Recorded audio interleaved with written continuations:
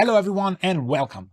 This video stream, because this is a stream you're probably going to watch in the future, is about mixing industrial rock.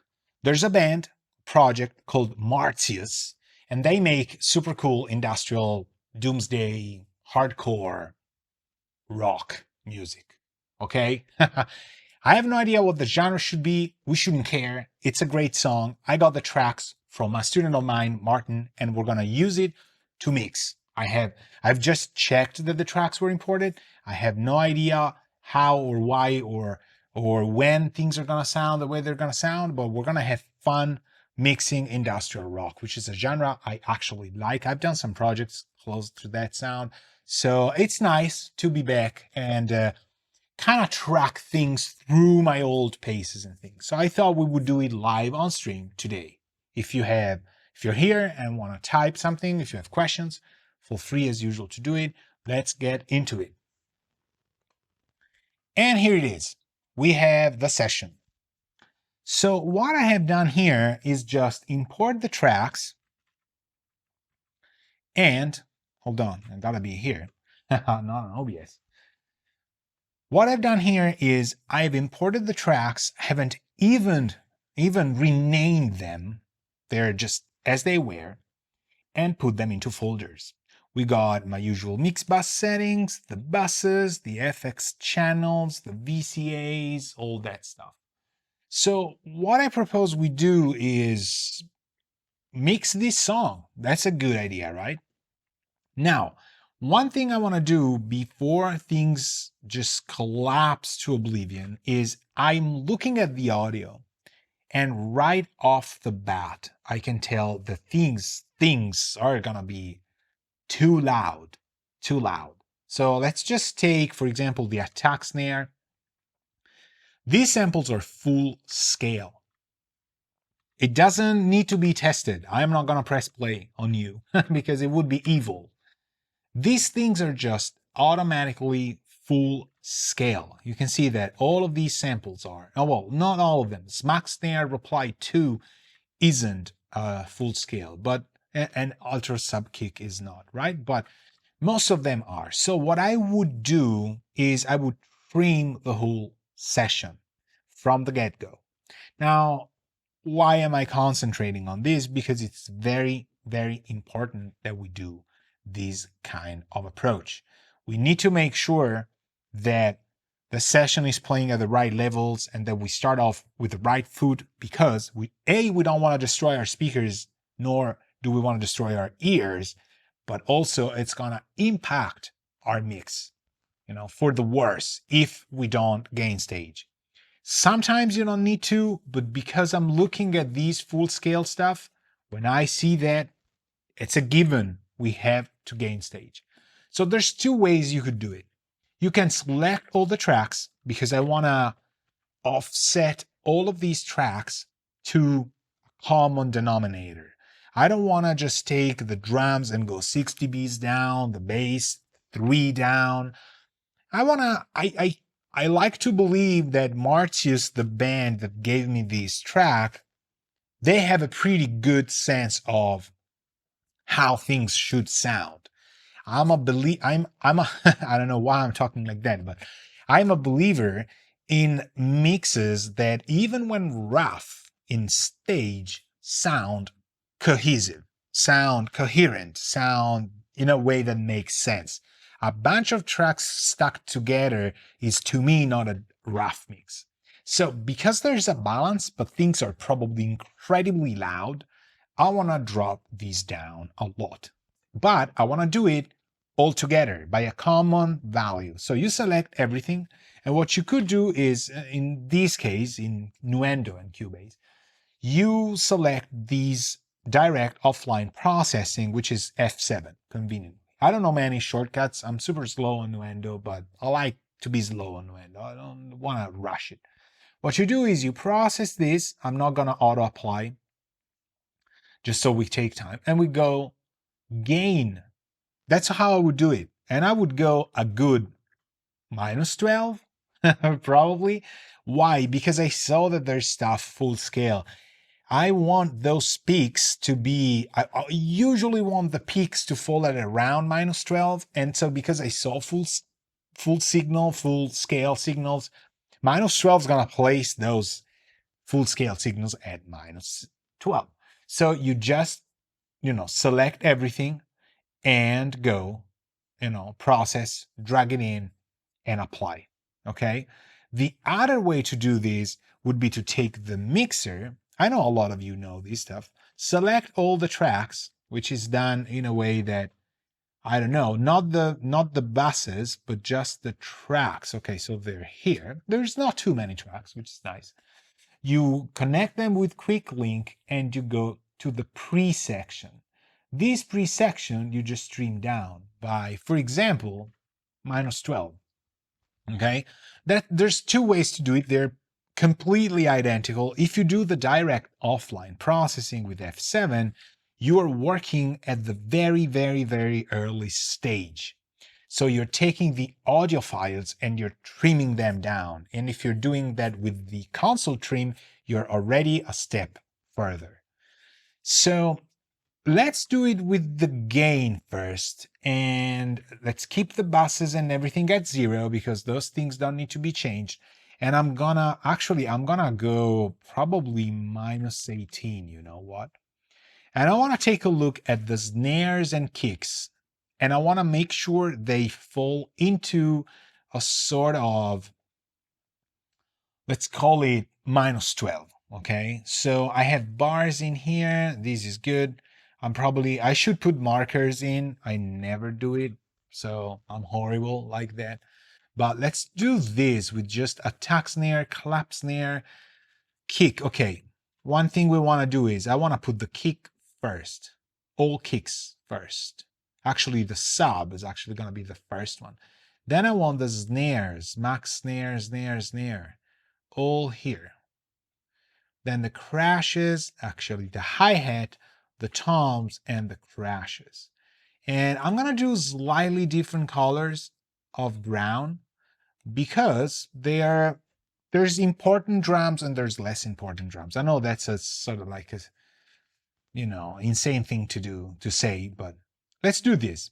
Kick sub, kick sub, reply, kick mid blip, kick mid reply, attack snare, clap snare, real snare, smack snare replies, max snare reply 2, snare reply 3.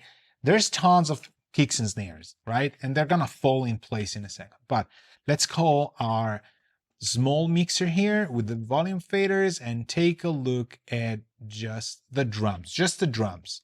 I think I have my mix bus, my print bus, very, very low in volume. Why is that? Because I want to make sure we're at low volume. I have a pretty loud speaker system, and the usual volume that I'm set at is too loud. So I'm gonna press play and let's listen to it.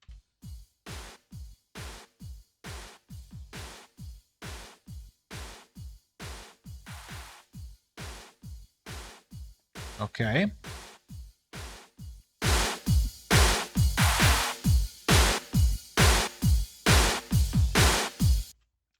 Now, the thing that is happening here is, if you noticed, the actual kick sounds and all of these snares, all of the metering is happening pre-input.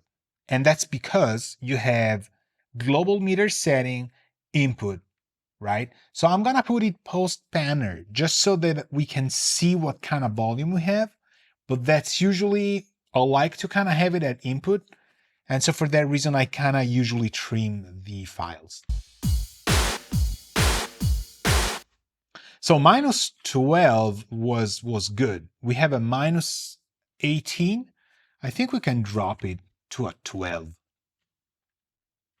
Right. The vocals as well, they have a -12. So it's a little bit loud for me here, but it's in the ballpark. That's what I kind of like.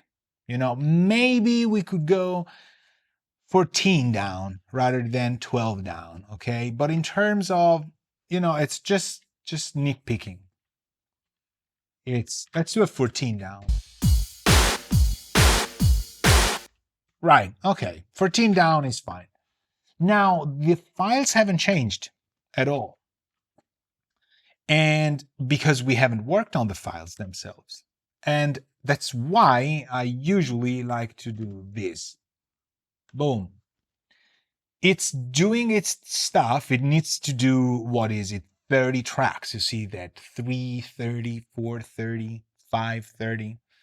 It's going to process these files, and you're going to see that all of the waveforms are going to go down 14 dBs. To me, this is the best way to do it. It's writing temporary files, so you're not really committing to those files. You're not destructively editing anything. It's just visualizing different temporary intermediate files that will yield a minus 14 dB gain, because you're processing things offline. You can do anything here. You can even do plugins like tape emulation, preamp color emulation, all that stuff. So I haven't even listened to the song. I don't know what the vocals are gonna do, what the synths are talking about, the lyrics, nothing.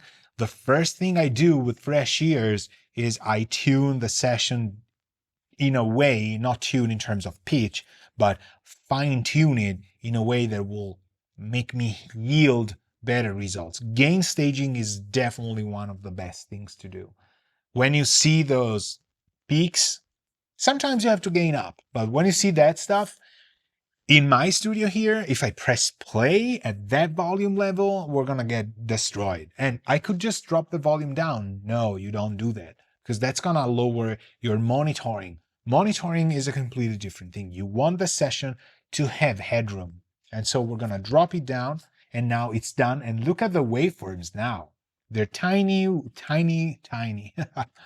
Right? So now let's not forget that we don't need that minus 13, right? We just have that. So what I'm gonna do is I'm gonna listen to the song itself, trying to decode if there's things we want to address in a way, because it could make sense to have, let's say, some sort of pre-listening session, right? So I'm taking a look at my limiters, my plugins. There's really nothing in this session at all. The routing I have already done. So all of my drums go to all drums, the bass goes to all bass, all the synths go to all synths, and the vocals, the golden ones, they go to all vocals, right? But then we got some special drums here, so special basses here that we could use. But now the thing you do is you listen to the song. It's almost 5 minutes. Okay, so let's listen to it. If something doesn't work in terms of balance, I'm gonna alter the basses. Okay, so we're gonna go to the basses section, and while it's playing, if the vocals are syncing or that stuff, we're just gonna play with them. I'm not gonna pan anything. I just wanna get a vibe for the song, the way the tracks came to me.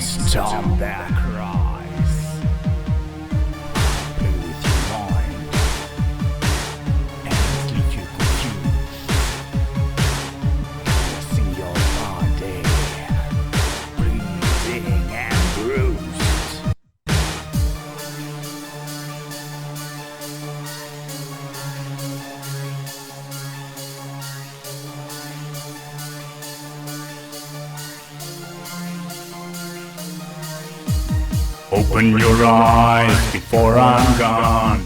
Can you see what I have done? Bet and I gamble and I always win. I need a million more Jesus to pay for my sin. Open your eyes before I'm gone. Can you see what I have done? Bet and I gamble and I always win. I need a million more Jesus to pay for my sin. I'm the worst psychopath. I'm longing for you. I know I will get you, whatever you do. I'm the worst psychopath. I'm longing for you.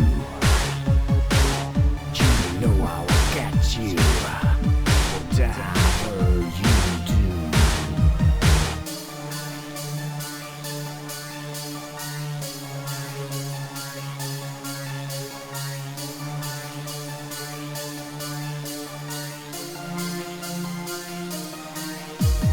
Open your eyes before I'm gone. Can you see what I have done? Bet and I gamble and I always win. I need a million more Jesus to pay for my sin. Open your eyes before I'm gone. Can you see what I have done? Bet and I gamble and I always win. I need a million more Jesus to pay for my sin.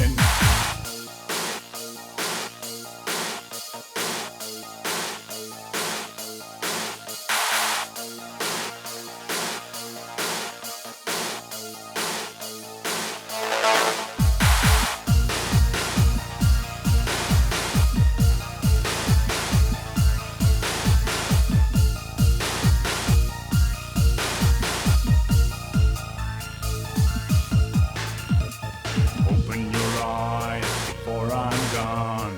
Can you see what I have done? I bet and I gamble and I always win. I need a million more Jesus to pay for my sins. Open your eyes before I'm gone. Can you see what I have done? I bet and I gamble and I always win. I need a million more Jesus to pay for my sins. Open your eyes before I'm gone. Can you see what I have done? Bet and I gamble and I always win. I need a million more Jesus to pay for my sins. Open your eyes before I'm gone. Can you see what I have done? Bet and I gamble and I always win. I need a million more Jesus to pay for my sins. To pay for my sins. To pay for my sins, to pay for my sins, to pay for my sins, to pay for my sins, to pay for my sins, to pay for my sins, to pay for my sins. Okay.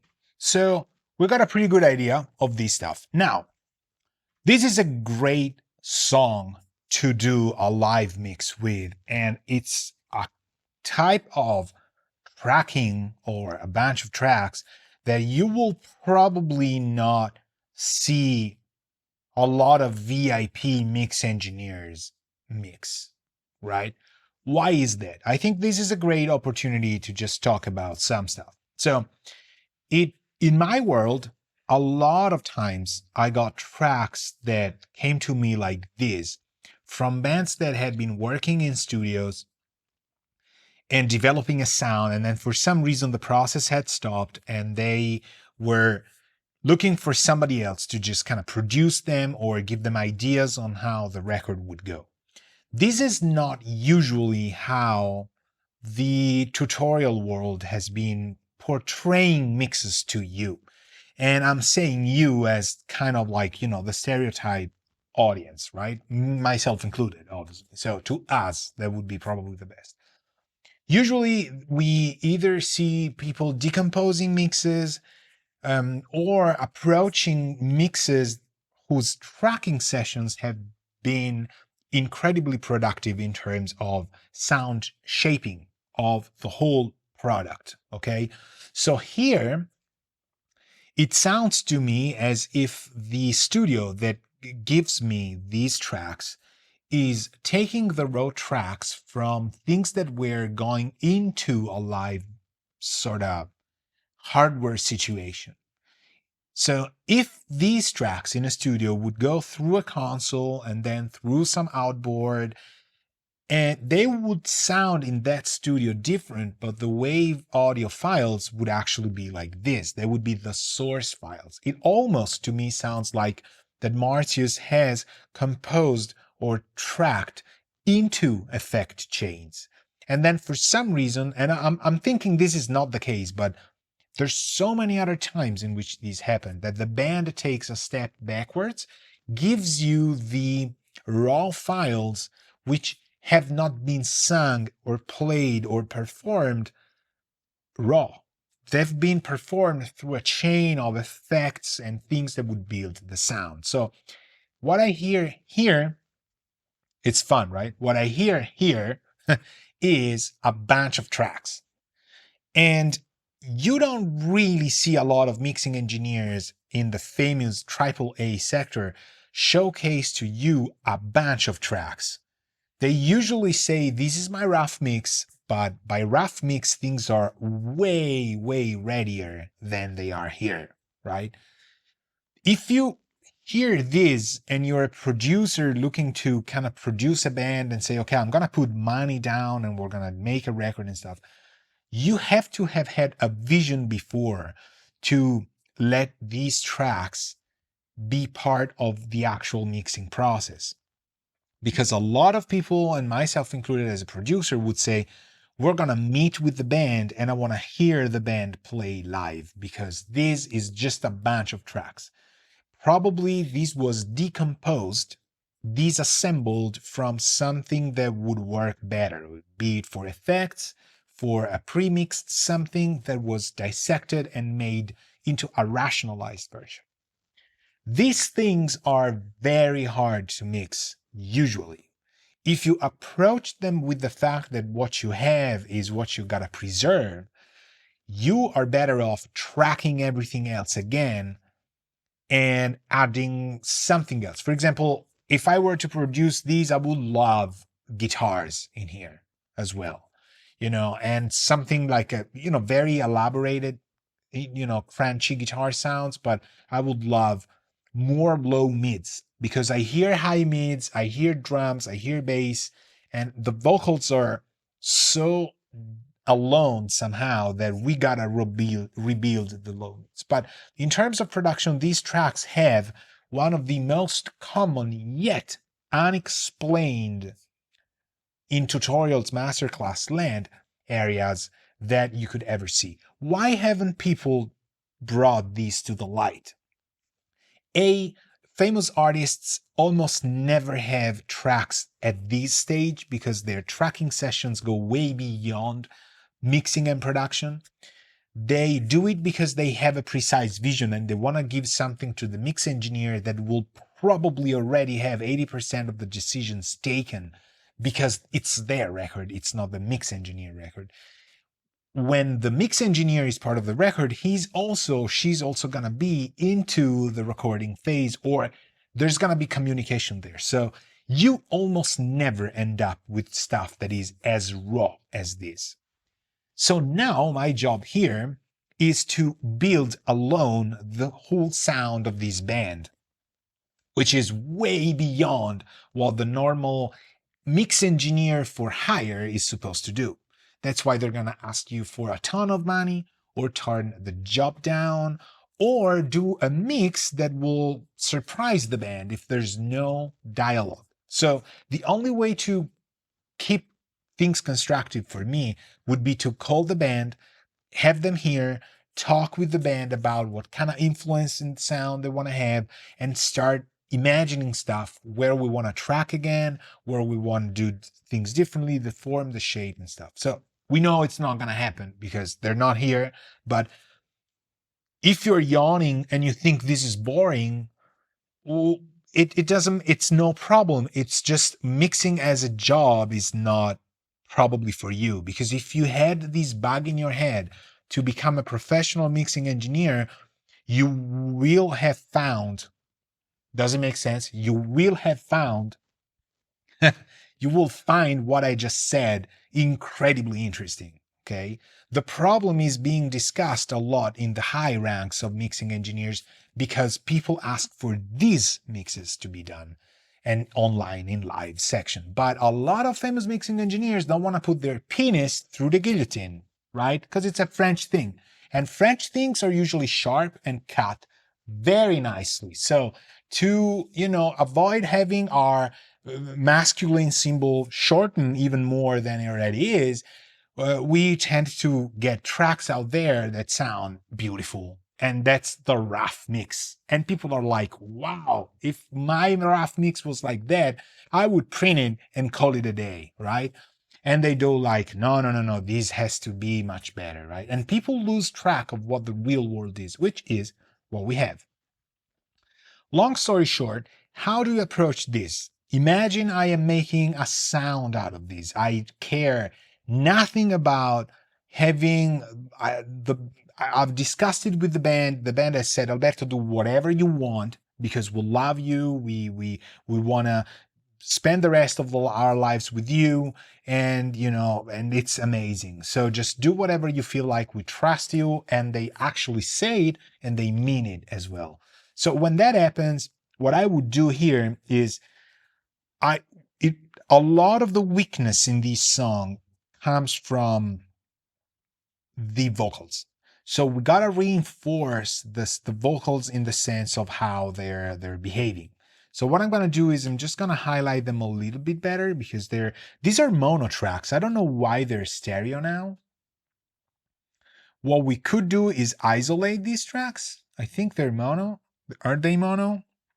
Maybe they're not. You know what? Who cares? Let's use them the way they are. The first thing we're going to do is this. We're going to listen to the lead vox, which, if you noticed, was incredibly low in volume. So I'm going to offset it for the better and probably play it back again here because I had a trim gain. I'm the king of the seed. Okay, so I'm going to play this in isolation and make it as badass to my taste as I can. The number one thing I'm going to do is I'm going to auto-tune it. Okay, we had maybe one viewer and now it's gone. Why? Because I named the worst plugin in the world, right? It doesn't actually matter. So let's play this. I'm the king of the seed. I'm the master of lies. I prey on the weakest and feast on their cries. I play with your mind and leave you confused, caressing your body, bleeding and bruised. Okay, I like it that way. And I'm thinking we're probably going to do the same thing here. But now we got to develop the sound. We got to get something going on here. So I would like to use a clipper first, because these vocals are completely naked to me and raw for some reason. And they have way too much dynamics for my taste. So let's clip it. And I love Yum Audio Crispy Clip. I've been using that for my past record, which isn't out yet at the moment of this video. We're gonna find a spot where things are getting pushed. I'm probably gonna go 2 times. And yes, let's try that. I'm the king of the seed. I'm the master of lies. I prey on the weakest and feast on their cries. I play with your mind and leave you confused, caressing your body, bleeding and bruised.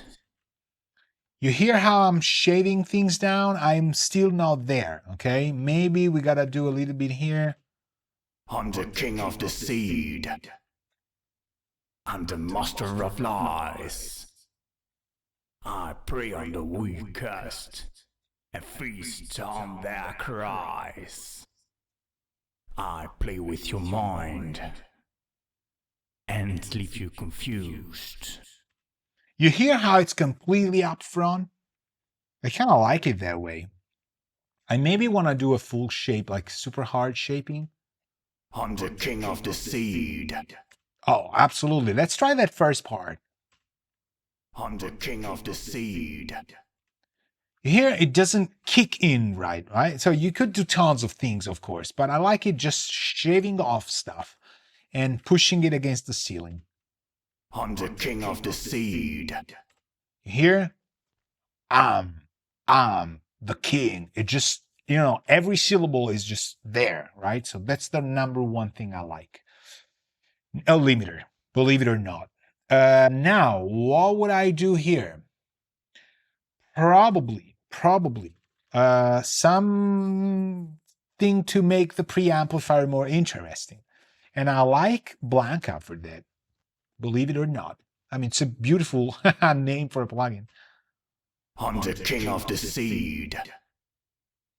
I'm the master of lies. I prey on the weakest and feast on their cries.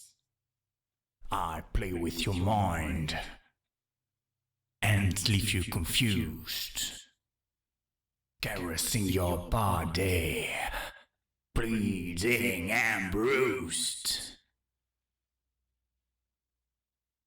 Could be too much, but I kind of like that. I'm the king of the seed. Okay, maybe a little bit less. I'm using, the first thing to be there.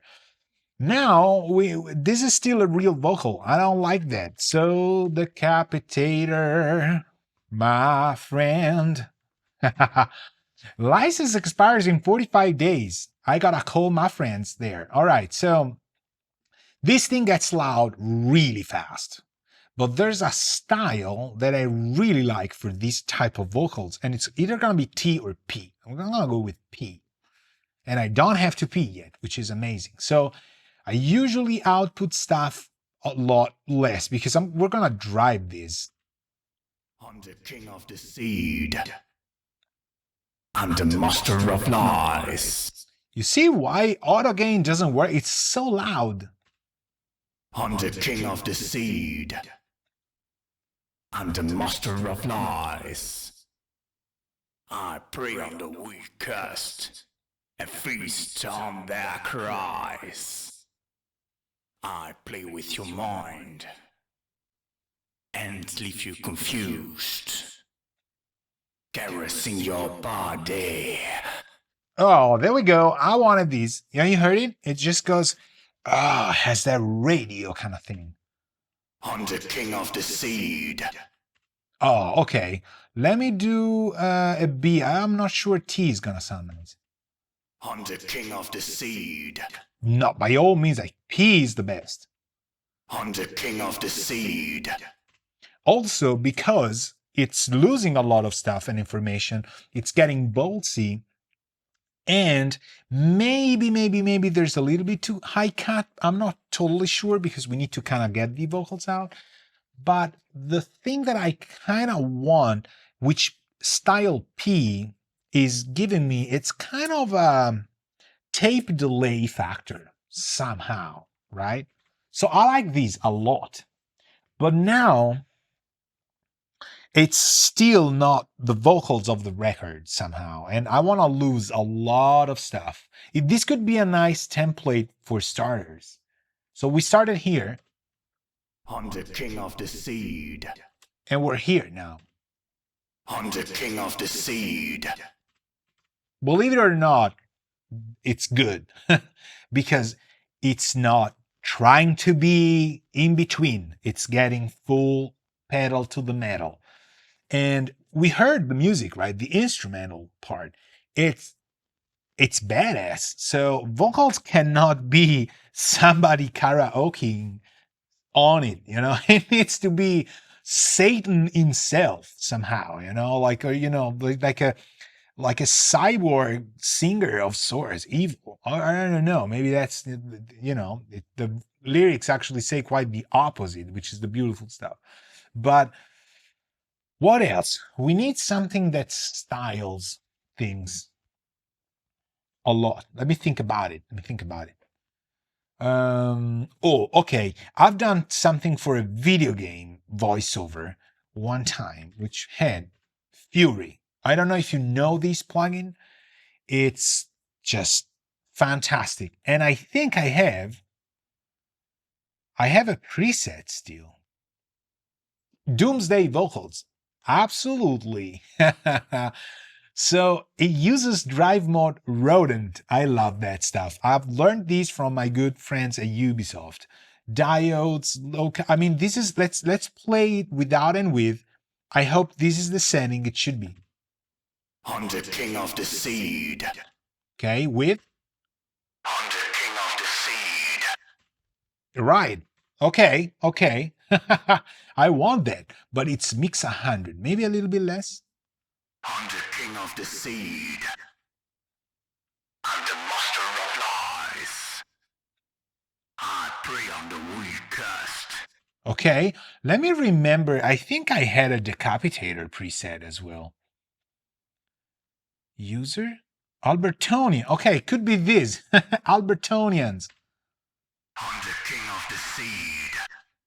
I'm the master of lies. What had I done before? I was a punish that I had used. Okay, well, they did sound different. Let's decide which one we like better. Albertonians or just what I had come up with today. Hunted King of the Seed. Hunted King of the Seed. I like Albertonians better. I don't know. I'm just getting carried away by what about Mix 100? Hunted King of the Seed. All right. It's extreme for sure, but I like it. Let's keep this. Let's keep this.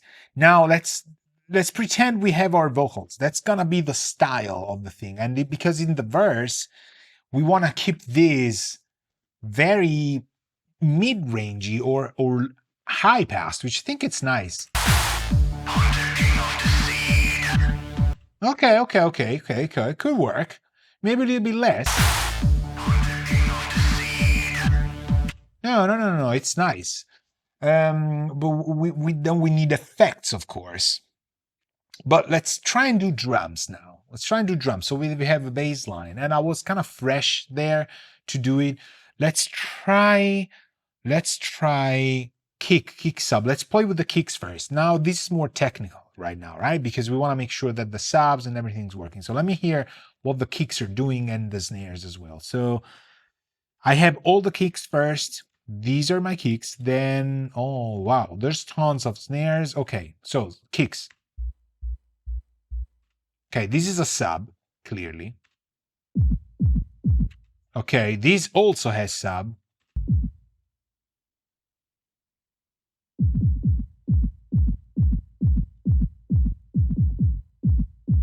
Okay, they kind of are similar, but not.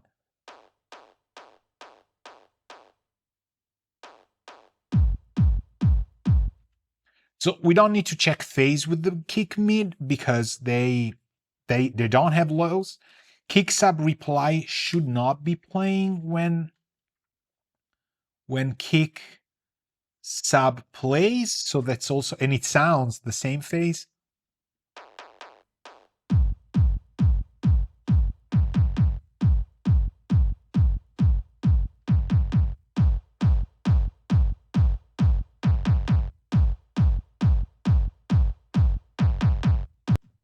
Okay, I like that. How about this?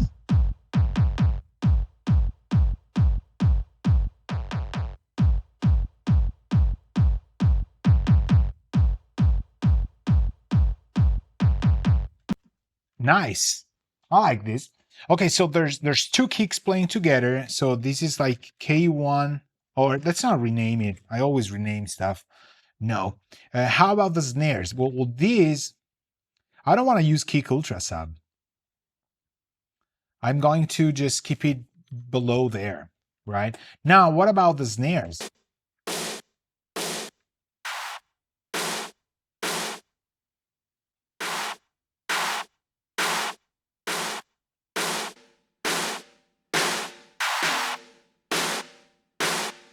Okay, these don't really have lows, so it doesn't, I don't know if I want to just phase them.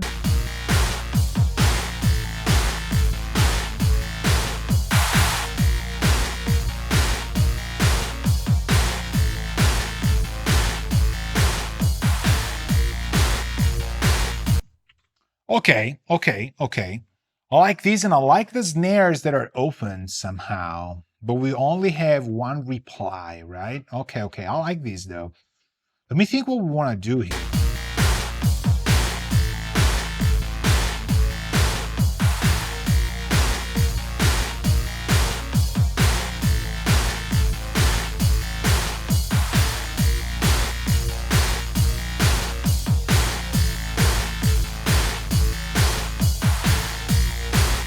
Okay, so I'm looking at the symbols. We got very low volume crashes because these were low, so we need to drop them up. Okay.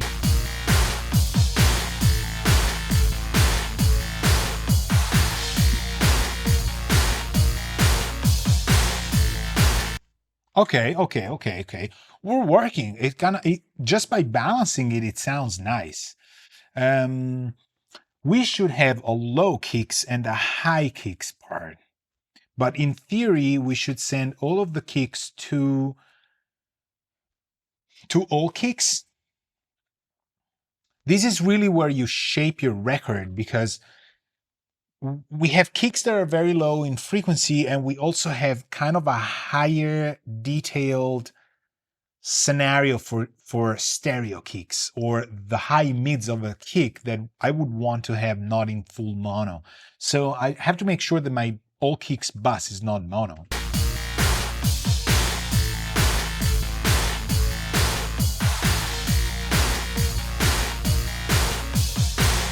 Looks stereo to me, but okay, let's do this. So we got the other snares, let's use them.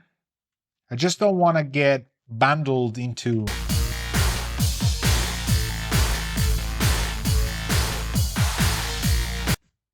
I think it's a mono thing. So what I'm gonna do is I'm gonna send the crashes to all snares, and we're gonna see if we see stereo movement there. Hey Martin, hello, welcome. So Martin's here, who's the person behind the, or one of the persons behind the project of the tracks we got sent. So right, so he's here, but he cannot criticize because we just said that I'm producing it without knowing what the band wants to do, right? So I want to make sure the old snares bus is not mono, because I'm thinking my template has it mono. Right, so we cannot use all kicks and all snares. The reason being, I made mono buses out of them. So this could be used for the all mono kicks and all the all mono snares for sure. And I know that, for example, the kick sub could be sent to, and the kick sub and kick sub reply, they could go to the, are these mono, the mid beep?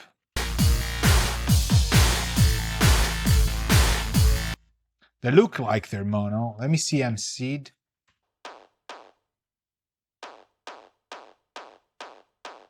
No, they do have some vibe, right? What about these? See, I'm checking if it's mono or not.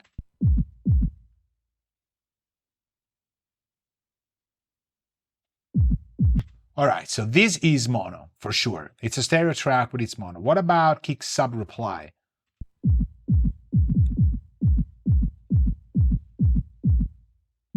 Right, okay. So these two could go to all kicks. I'm just trying not to pave myself in the corner of being here and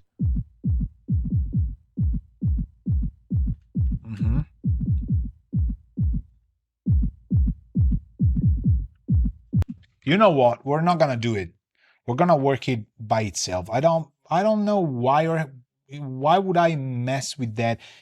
I'm not composing kicks anyway. I want to keep the kit pretty nicely open. So to me, to design Hey, Martin. So Martin said the snare is stereo. Yeah, the snare is.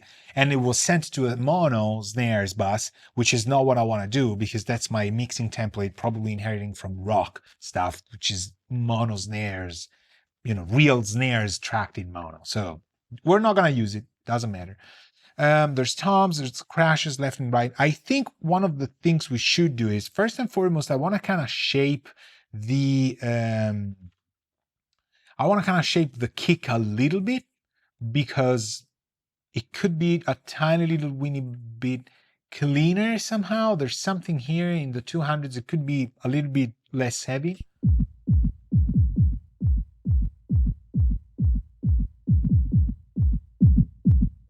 You hear how I dropped the 200, which is it's actually where it sings. So maybe it's something around here.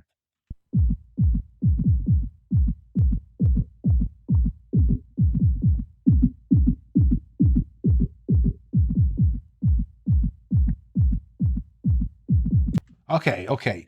So let's do this. I am, for better or worse, gonna high pass this thing a tiny little bit. I'm gonna find a spot where I hear the kick could punch more. And I'm thinking if I find the right high pass, it's gonna just get a bump. All right, this is already better. Now I'm leaving the sub reply open, but they don't play together. And I don't want to make a similar sound. I want to make them different.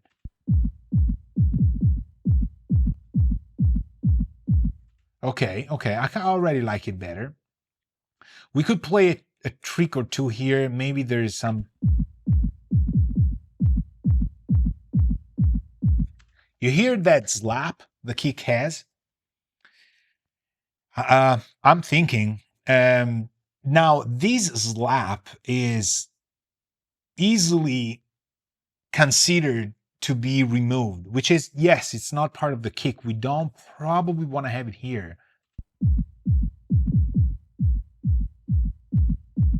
Right? Okay, I'm still hearing there's a component somewhere in here.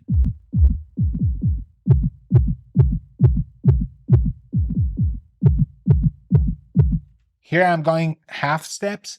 Maybe these could go.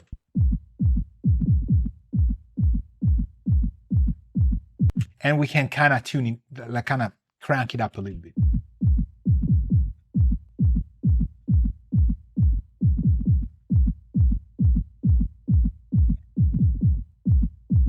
Okay, I'm gonna snap A to B. I want to try and find these high pass.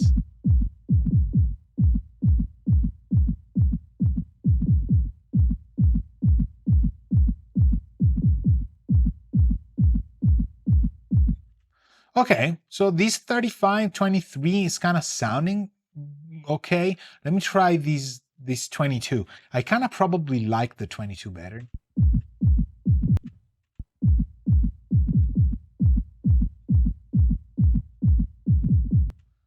This is hard. They sound completely different. Like 22 is less punchy, but it's still more punchy than without the high pass.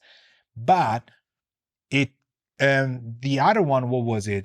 35 it's kind of snapping to me more. But you could make something completely different here, but I like this resonating part. Now we were saying there's this, right?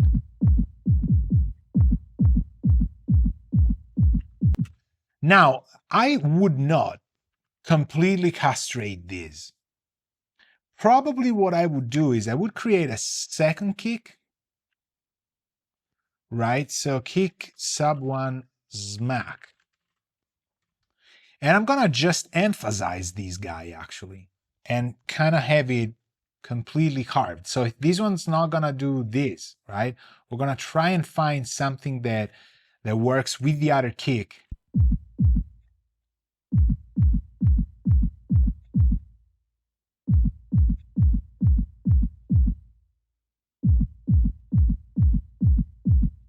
Now you gotta be careful because if you're gonna cut the red low, you're gonna have conflicts with low frequencies.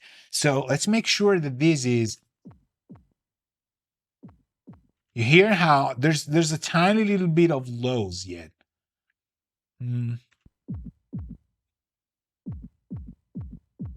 Okay, this could be more compatible with these. Actually, with these.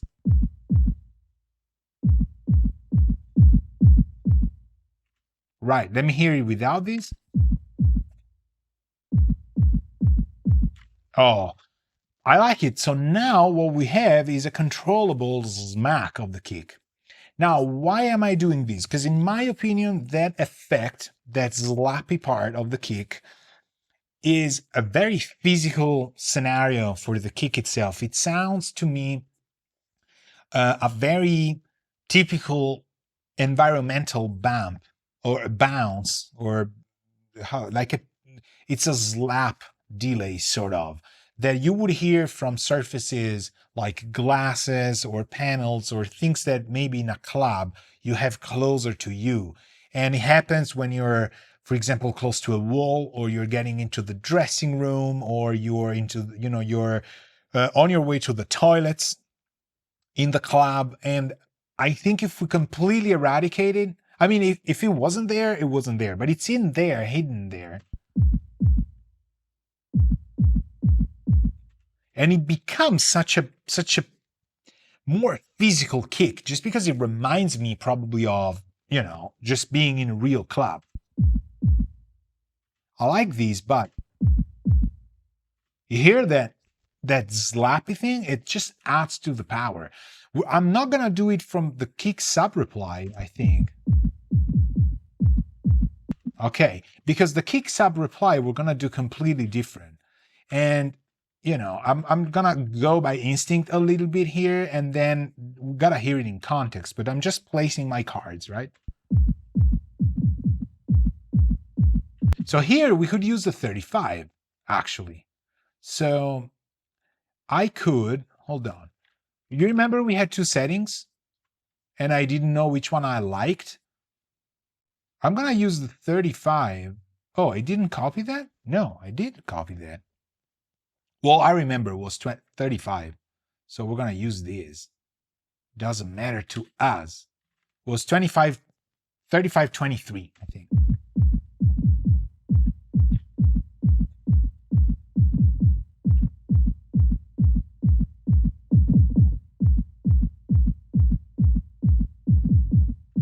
Okay. It's gotta work in sort of like a question and answer scenario, right? And Martin says there's also a kick mid. Yes, absolutely. Yes. Now we're gonna work on the kick mid. And the kick mid's probably gonna get another MDW just because we need an EQ to whatever, feel how things are working. So I'm gonna reset everything with my amazing talent here, just clicking things.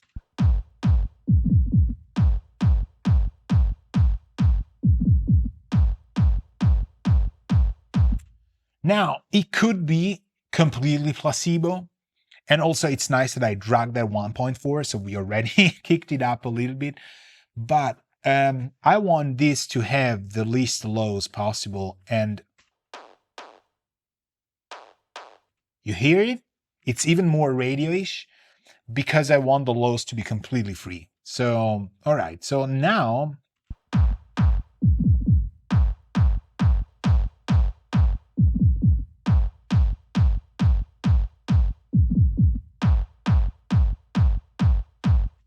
it could be here, it could be higher.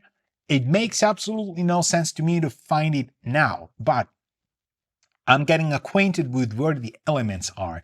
And this blue thing definitely has a role and sounds nice. So kick mid reply.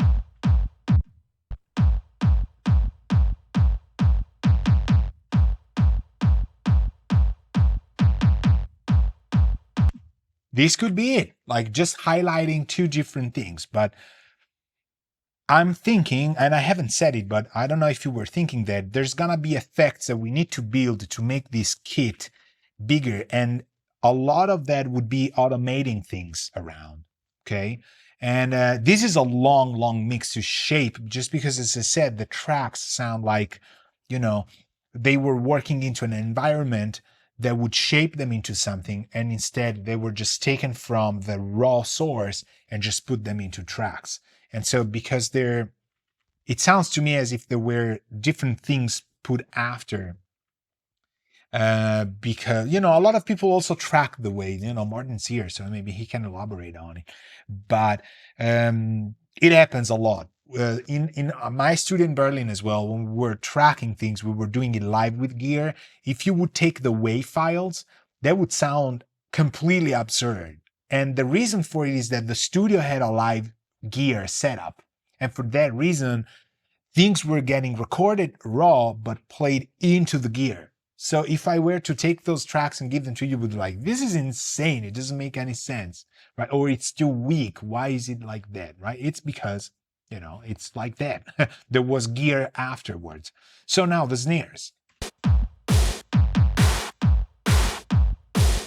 So to me, it's mostly, oh no, I want the EQ. It's mostly EQing because I just want to optimize these things a little bit now.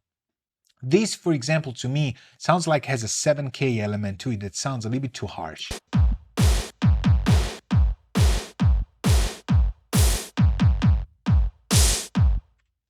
I'm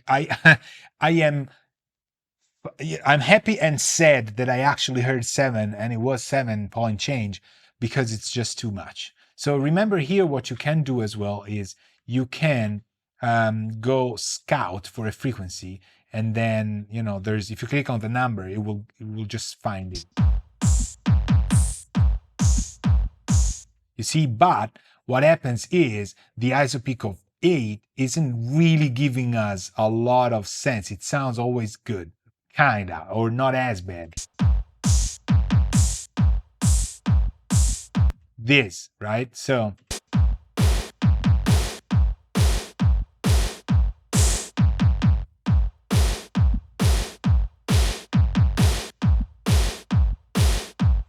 and I'm compensating by opening up the other part.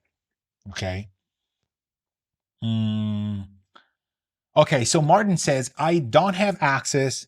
Okay, he says, I think I did some processing already. No hardware is being used, just samples. And I don't have access to the previous versions anymore because it was in Logic Pro. So I exported it and called it no effects, but I am not 100% sure if that was still the case. To me, sessions like this sometimes sound like people had plugins or gear on it and then kept the session there. And sometimes, for example, to me, it happened that they say, I don't like the mix. Take the tracks and let's hear what Alberto would do. And so they take the raw tracks without the effects. And so it sounds disconnected and very raw. Although you can rebuild it, obviously it just doesn't speak of the thing. So sometimes I tell them like print with the effects, but the band is always afraid that the effects are wrong or not appropriate. So if they print them, then they cannot be removed. Okay. But it's nice to know what the band would do. So, okay. Now, people would probably high pass here as well. I'm going to use a shell. Just that. I don't think we really need. So there's a clap snare now. Almost same thing, but somewhere else.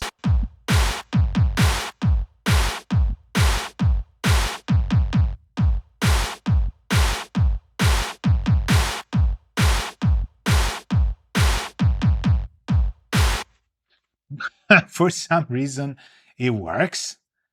Just copy pasting. That's a beautiful thing about now. The real snare I really loved, but it had some. Okay, so this is our life for now, because this is the very first time the tracks get some ambience that we're also gonna design, but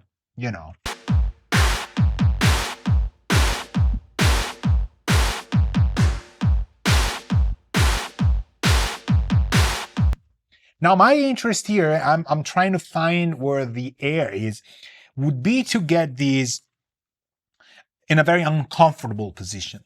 So I have a precise idea of what the reverb should be, and I'm highlighting something that would probably need to be dipped in other scenarios. I kind of like this a lot.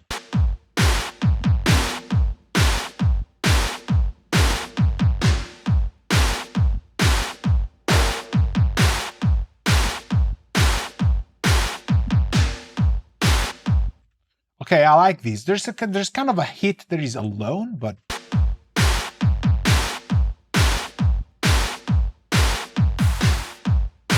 okay, these two guys are a little bit low. Maybe we don't want them so wide. I don't know.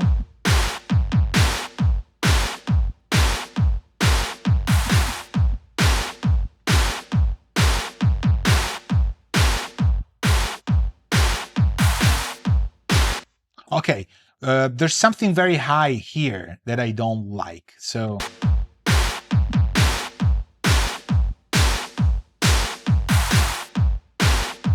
we could filter it, but I'm usually not for that. So let's go high shelf.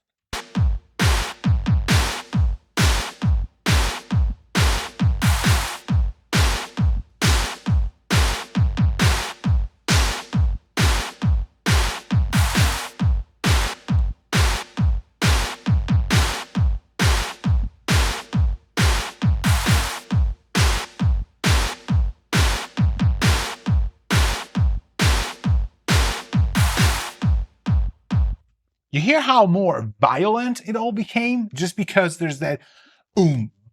So kick is tight and narrow, snare is wide, narrow, wide, narrow. It's that it's grooving now, and before it was just a bunch of stupid samples at full scale level. No, you could hear the idea, it was just not there yet. So let's keep it there. The design of our effect template, it's Martin says it's quite a tough song to mix because some stuff I did is pretty dull and the other one is harsh. So quite a while ago I made this song. I said it before you would join. Like, this is very hard to mix because you're tracking. Your tracking session is very raw to me, and when I usually end tracking sessions with bands, and that's how a lot of mastering or of mixing master classes are made, you see engineers saying, oh, this is the rough mix, and you go like, wow, if this was my rough mix, I'd be done with it. The reason for it is that the tracking sessions of bands with, capital letter B are usually very, very deep in terms of shaping the sound. Also because the band wants, in their tracking session, which is the moment in which they have a say, a very strong say, they want to shape the sound from the very start. The tracking engineer wants that to happen. The mix engineer, if he's a good mix engineer, wants that to happen as well. So when you track, you take a lot of directions. Here, I don't hear them. And so either they were there live in the session in Logic Pro of yours, and then you took the tracks which don't have the effects, makes sense, could happen, or it said like, all right, so I like it, this is my idea, what would you do with it? It's very bare bone and raw. So a mix engineer can take this anywhere, and the band and artist might say, okay, awesome, or they could say like, oh, this is completely not what we wanted. What did you want? We don't know. We know we don't want that. And I've been often the second or third engineer to get the tracks, and I get the other two mixes, and I say, why didn't you like those two? And they say, we don't know, we just don't like them. Can you make a third mix with these two that we give you, knowing that we didn't like these two? And I usually say, more often than not, I like one of the two mixes, and I say like, I cannot do a mix for you because I really love the first mix, for example. And so I like one of the mixes you hate. So give these to somebody else, It could happen. It happened. It happened for real. In Berlin, it happened many times. Then I turned down jobs who said, this is gone bad. I'm going to make something you will hate because I like other stuff. So, and Martin said, like, I was arranging and mixing at the same time. That explains how the tracks are going. So this is getting there. I mean, we have an engine going, right? We have no processing whatsoever.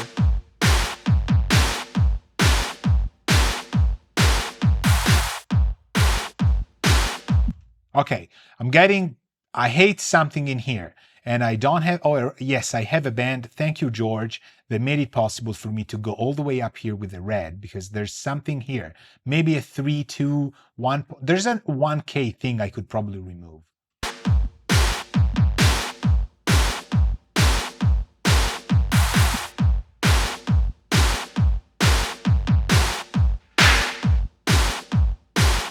All right, 1.5, appropriate. I like this better. Was just taking away. And Martin says it sounds already much better. Thank you, Martin.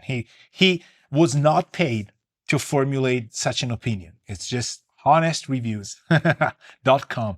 I don't know. Don't go there. I don't know if it's a true website. No, what you can't see there. So snare delay break. Okay, that's in the break. We don't care about the break yet. What about snare reply? Kick mid reply, snare. Okay. Well, no. Well, yes. Who's this guy? Oh, this is very low already. I know that. So let's go there. Okay, just drums.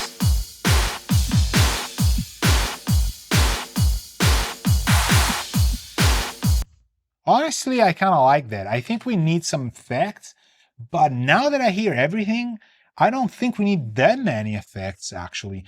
We're not processing. Okay, we have our old drums, and I think I can do. Honestly, I want to cue the bass. It's the first thing that comes to me. Thank you, Martin. He says 100% true. Thank you. And there's something that pierces here. So.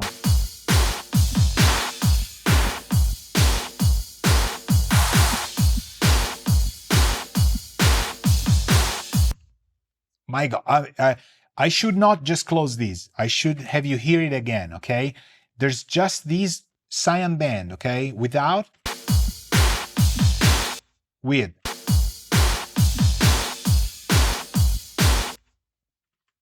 Just better. What we could do is we could do dynamic EQ. It's just a fancy way to show you know how to use dynamic EQ. Honestly, it sounds good this way. But it was bothering me so much. Now, we could do parallel compression, but why? Because maybe for tone, but not for dynamics, because we want these to push in their faces a lot. We could do some effects and stuff, but I want to drop the engine secondary element, which is bass. We got a sub bass and we got a mid bass. So I think the sub bass should go first. Let's hear drums and bass.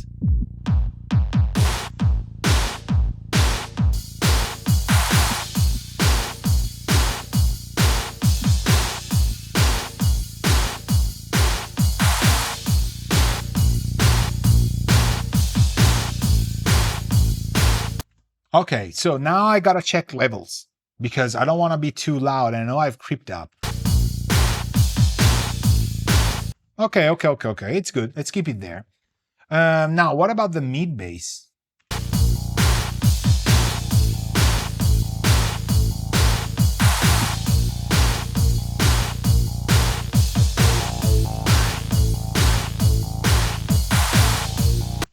As usual, just by mixing levels, this sounds good. I mean, but it's not rolling around a lot. So again, this is a lesson in EQ for some reason. And also, I don't know why. Have you noticed when I open a plugin, I just move the interface? I don't know why I have this itch to do it. Just because maybe it's too much on the side. Why doesn't the computer open it up in the middle of the screen and all the way there? I just noticed that. So let's try and make this bass work just with EQ first. But I have an idea about bass. We need a lot more meat, and I don't want to use the mid bass until it's really necessary. So let's try high passing these first.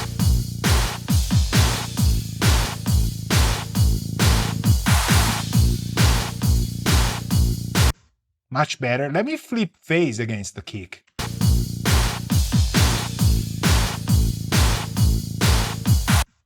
Doesn't change. To me, it feels almost different. Martin says, even the computer is not perfect. Yeah, absolutely. It keeps opening stuff all the way to the right for some reason. So the first thing I do is like, come here, like Scorpion from Mortal Kombat. Get over here and just hook it up to the left.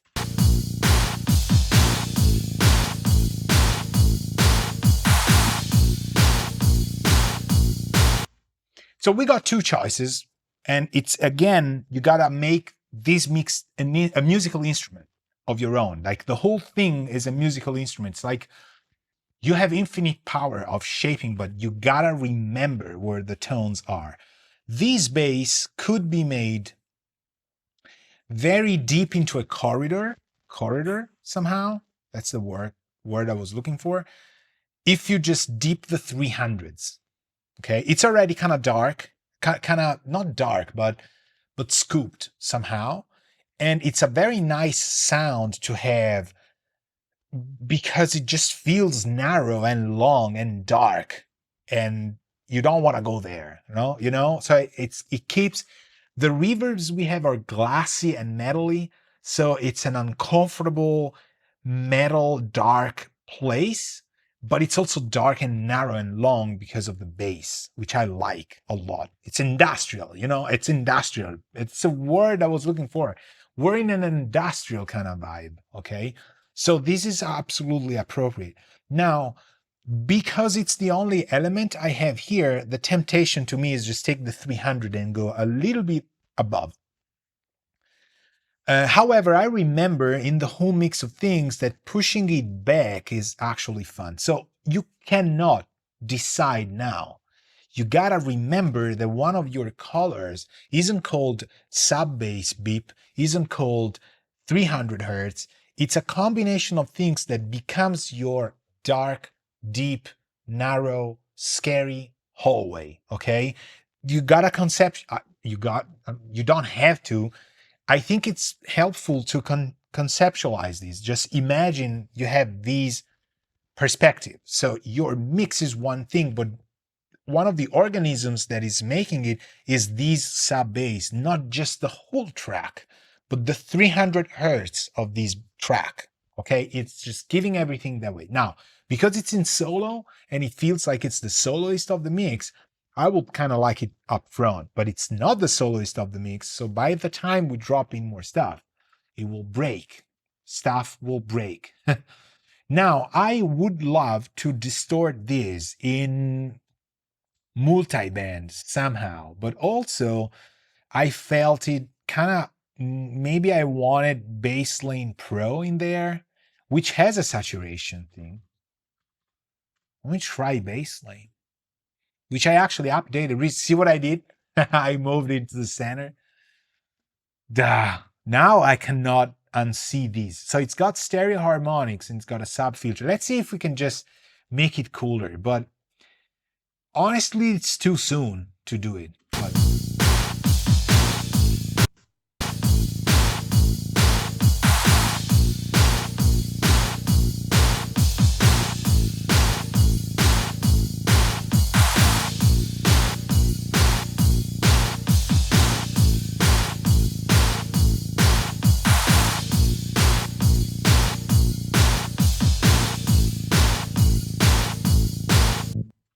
okay, so narrowing down things with the 30 hertz kind of helps, but I'm not sure. Well, okay, well, let's keep it there.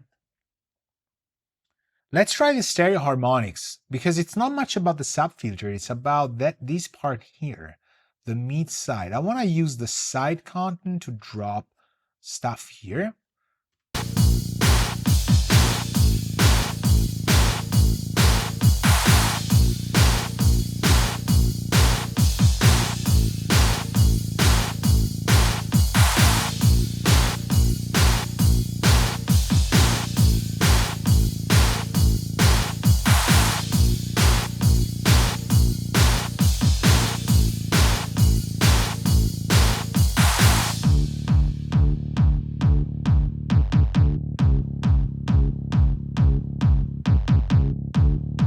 Okay, you know what? In this part, this could be. Okay, let me try that.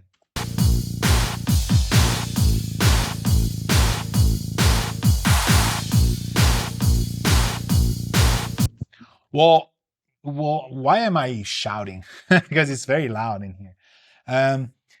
I think it carries the song much better. It's not doing anything, but it's doing. So let's keep it there. Let's try the mid part now. because these also has to be there. I thought I wanted to distort it, but maybe not.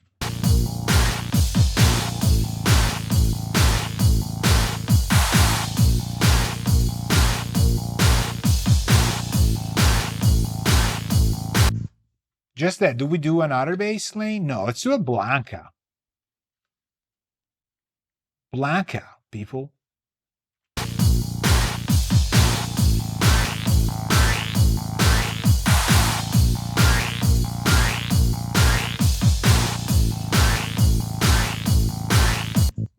Have you heard it? What it does when the snare is hitting, it's just keeping that harmonic up and kind of kicking it up. Rather on blend like a 1.0.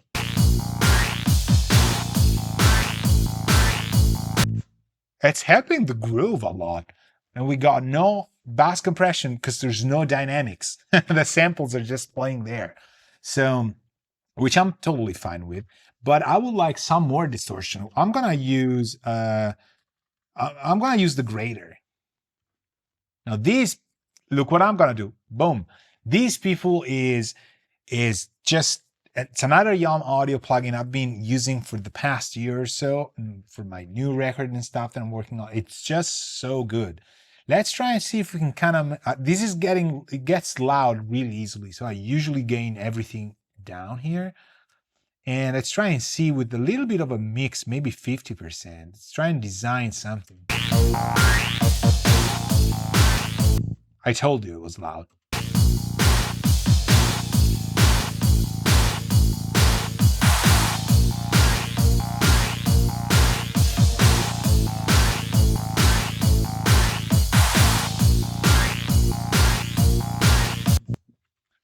You heard what it does. It's taking the dynamics down, which I like. Like, well, you wanted that part to go up. Why, Alberto, now are you going back to it? I don't know. I like how it sounds. Still no effects, which I kind of like, but we have to do them somehow. Now, what I would like to do is take maybe one of the synths before we go back to the vocals, which is the first thing. So who's playing the synths here? Okay, we got two of them. The didgeridoo. The didgeridoo.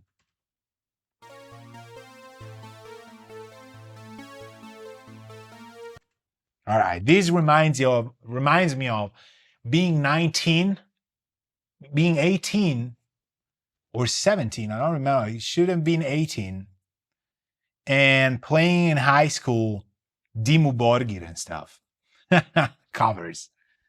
And then Master of Puppets, and then what did we play there?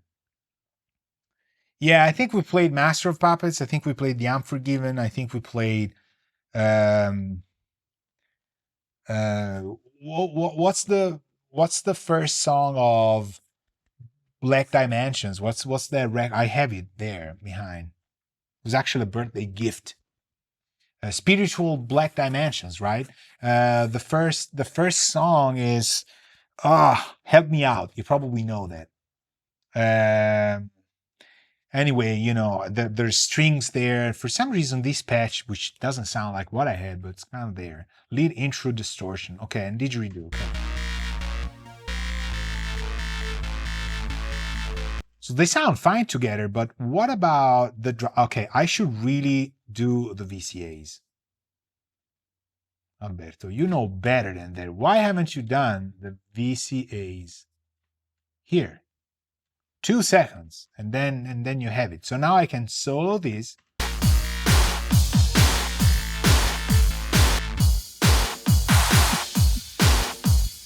Okay, now we play this trick, which is keys.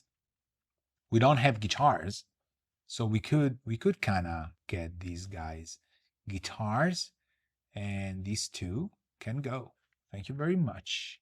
Okay, so well, they're behind my face, right? So let's do this. Will help a little bit. Do you like it, Martin? Yeah, I think it's kind of getting into a sound, right? But it's still safe, not safe, but it's still stuff that is easy to like. When we get to how the vocals blend in, it will probably be, more, it's a different story, but let's do that. So, okay, now I want to do drums and synths without the bass because I'm getting tired. I would have done these way faster than just by talking, although, I like to talk, you know that.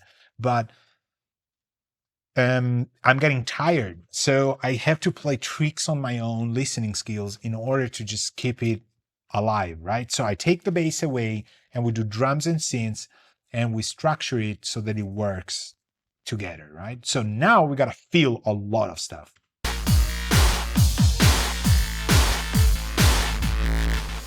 Okay, that was pretty loud, but it proves the point that this track did not need getting louder. The other one did.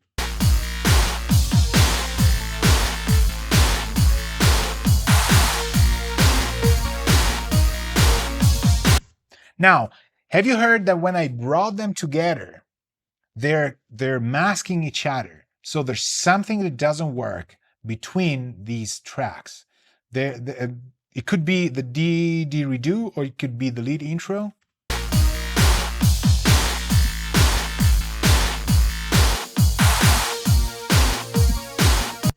They don't have the necessary grind, I think. So let's just nudge them towards getting a little bit more out of the way for the drums.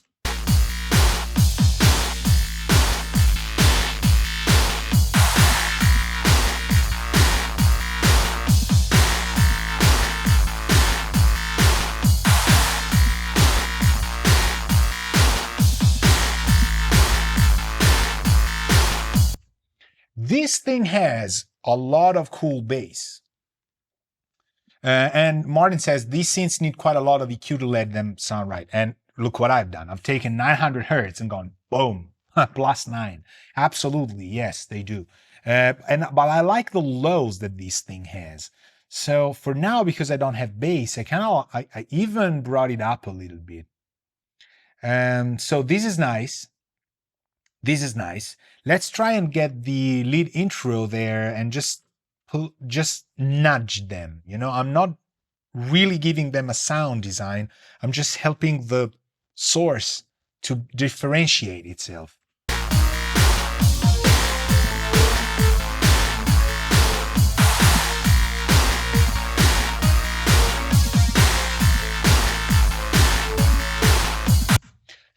The temptation here, as a keyboards player, I can tell you that many, many times, a lot of years ago, what I would have done is the golden band number 2, I would have bumped, okay? Because that's where the part is actually playing. I mean, if you bump that is actually what the keyboard part is playing, and you're doing it a favor because you're highlighting it.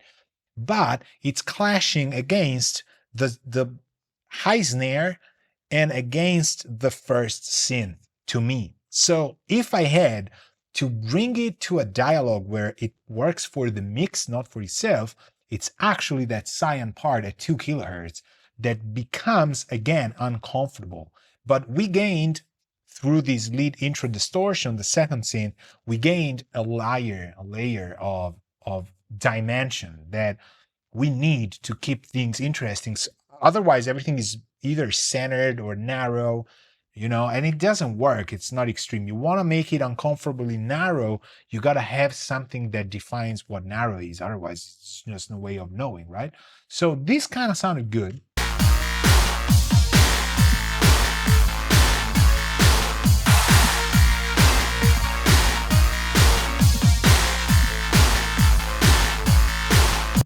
It's just behind, that's true, and it's not that interesting, but at least if we take it out, maybe we'll miss it. Let's try that.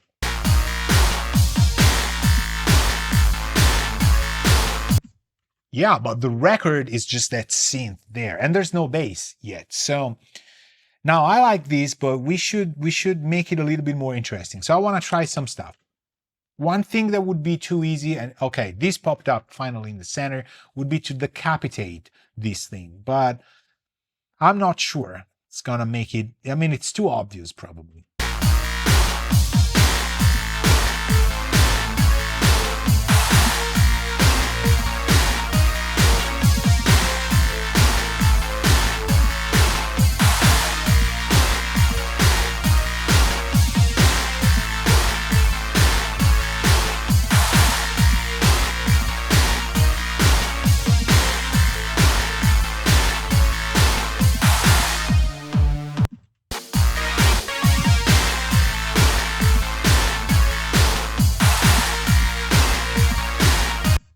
I don't dislike these. I gotta be honest with you. I thought it would be too obvious. Let me try Fury again. This could work. There's too much stuff in here for comfort, but let's try this. Output down.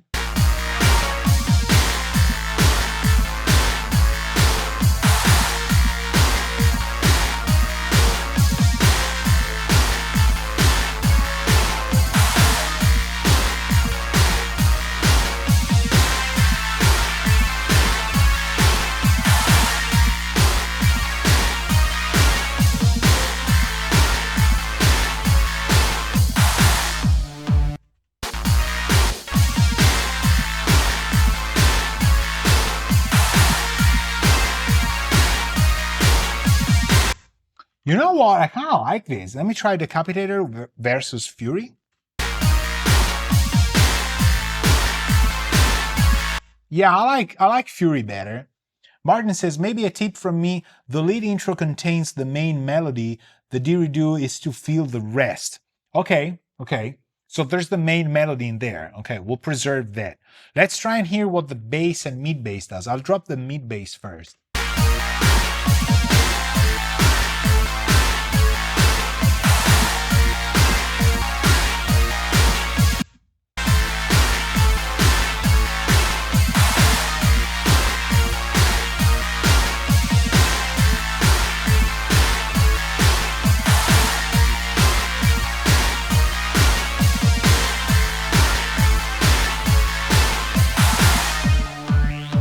All right, so I want to move this guy a little bit.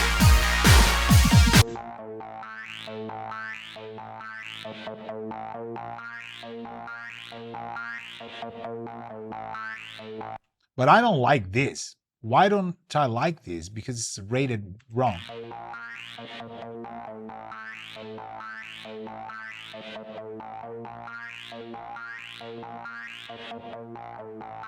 I don't want it in tempo for sure, but okay, let's try that. It could work, but I think it doesn't work. Oh, okay. No. Let's do this. We got to design a bus for it. We need an effect, and we need no effect for now. We send it to all effects, and we call it pan dist for just because it's gonna be that. And then we take probably Fury again. We make something super weird, or maybe, maybe. Yeah, let's do Fury. Okay. I have different. I just thought about something I should have done with this effect, but it's okay. Pan dist. Let's send this guy to there, and now we do this.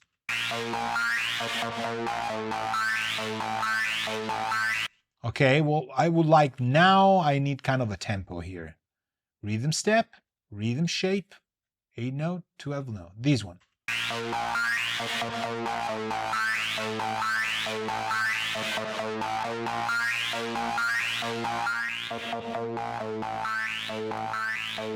Okay, in the context of drums,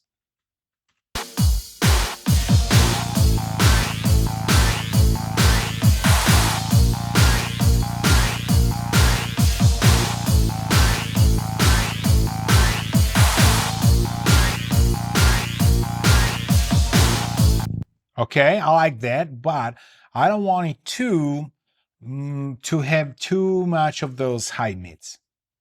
So this is gonna keep moving things.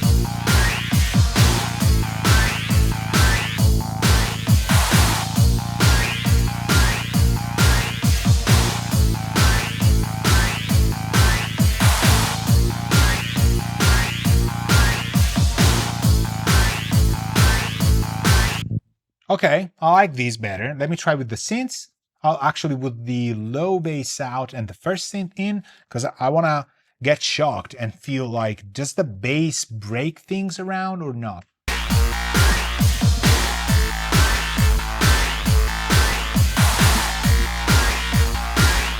You hear why it works? I hope you think it works. I think it does. but it just blends with the didgeridoo.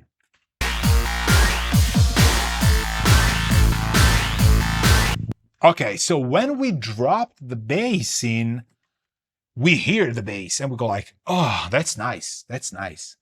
So Martin says, that's really cool, the panning of the bass. Glad you like it. Never heard of Fury. Fury is a plugin by Heaviosity.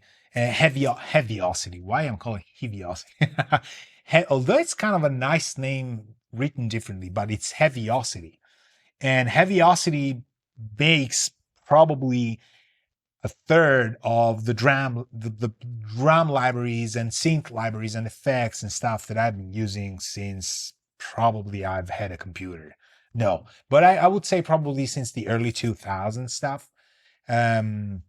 We had a sponsor in school, and so some people were able, I myself included, to get endorsements from them, and they just make a fantastic stuff, plugins included. A lot of people don't know that Heaviosity makes a lot of great plugins. I think they have around 5 or 6, and Fury is just beautiful. I've used these.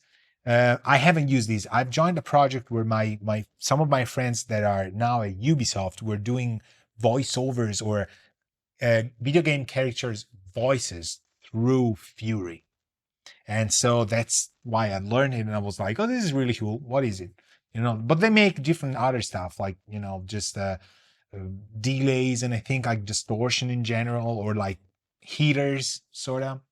Yeah. Check them out, because, they're good. They make good stuff. I think I have a couple more here. So I really like the GUI. You can switch quite easy between different sort of effects. If anything, there's too much stuff. And for example, I tend to gravitate towards rodent, and that's it. I don't know, just crank stuff around a lot. Maybe change the output a lot, but it's a very, very cool plugin. So when we drop the bass, it adds to the sense of the song. So I kind of like that. I don't think we need to scoop these lows. You remember we wanted to just keep them in check. So now with the third one,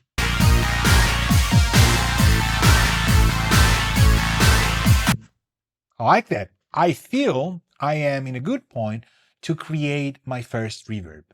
But first, the colors.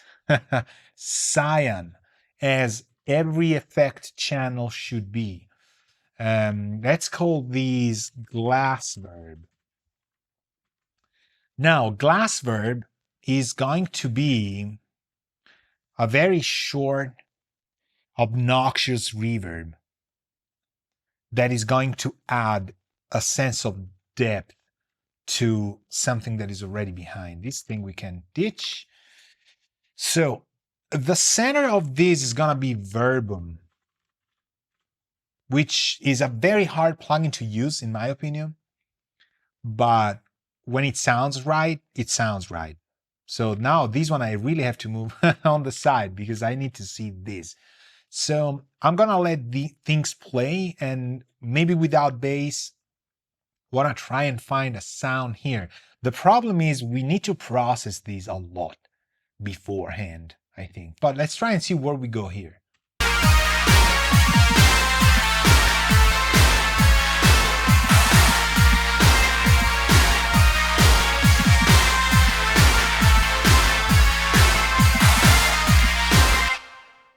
Stop it here. For some reason, I have no idea what I'm doing on Verbum. Trust me.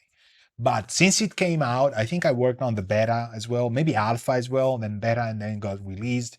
It's by United Plugins, and it's Sound Service Digital, which makes a lot of plugins I'm super fan of. We actually had a lot of fun at Superbooth last year. We finally met, and he was like, this is the guy I was getting introduced to. Boris and the other people, like, this is the guy who really likes your plugins. Really? That's how it opened up. Oh, really? And I was like, yes. Like, so, and not like he's the only one, but it was just fun, Okay, so Verbum, I don't know what I'm doing with it, but I generally like to, in this case, get it to 100% wet because it's a send return, pinpoint an area of frequencies, and then play with usually early reflections, And then it better work, because if it doesn't, I start messing up size and width and stuff, and it's not really what I mean. It has to get there. So let's try without and with.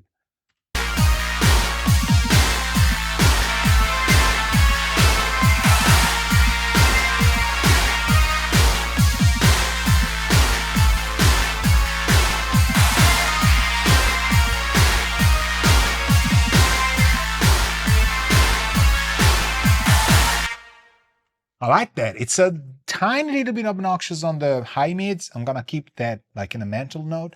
But why is it technically working? It's not poetry or art or stuff. There's also a lot of mathematics involved. There is an area of the spectrum that is kind of not connected, or is not helping the surrounding areas connecting to each other. And this is filling it in, right? So I thought I wanted to kind of process stuff on the way into Verbum, but now I don't want to touch it because I kind of like it. You know what I would do, however? I would create another effect and call it glitch verb, glitch can. I gotta come up with nice names. So what we're gonna do is we're gonna take this verbum. We are going to, so we do these first. So it's pretty much getting the same sound, although it should be kind of different. So maybe shorter delay. Let's do a shorter delay here. And let's do glitch can as well. Now, glitch can should go into multipass, which I absolutely love. Oh, look at that. So I have an NFR renew in 0 days. This is the most amazing thing that would ever happen to a live stream. This is actually the last day of my endorsement license that I got from Kilohertz, like today. So there's not like I gotta like there's only today, and I don't know what it's opening. Oh no, it's opening the licensing installer. Okay, no, I don't want to do that. But this is also my new record, and a lot of stuff I've done depends on multipass. So kilohertz people, please remember, gotta renew this. So what I want to make out of that is we gotta solo this, because there's no way we can work with it. So I want to glitch it once it's reverbed, right? So I want it glassy first, and then I want to glitch it around and have different areas of the spectrum delay. Okay, so it's kind of an open, like kind of a high percussion kind of sound. Then we can even use it for other stuff. So right now it's just not doing what we want, especially because there's this glass verb right in the middle.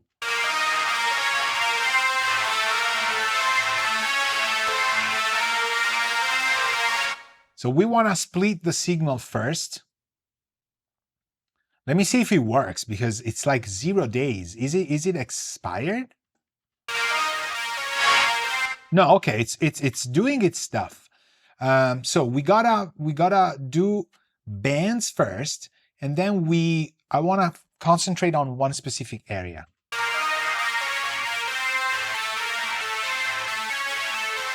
This is nice. Okay, so what we do is we beat crash the dude. Oh, actually, first, let me make sure it's a reverb sound I like.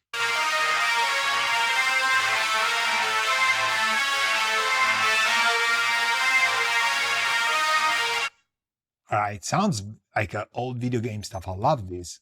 So now we beat crash it.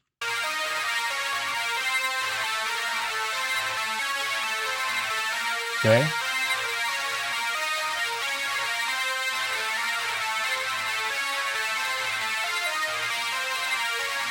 For some reason, okay.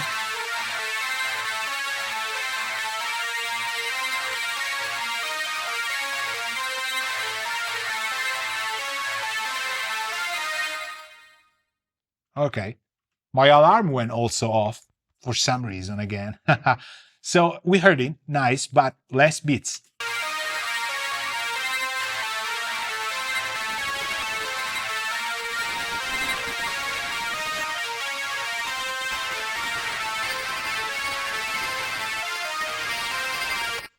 You hear it? It's insane. But also trust me, like my alarm went off and then I turned it off and it was in here. It's a bit crash, kind of sounded like a what like my what? Weird. Anyway, so this is a little bit too low in the spectrum. We gotta concentrate more on the highs.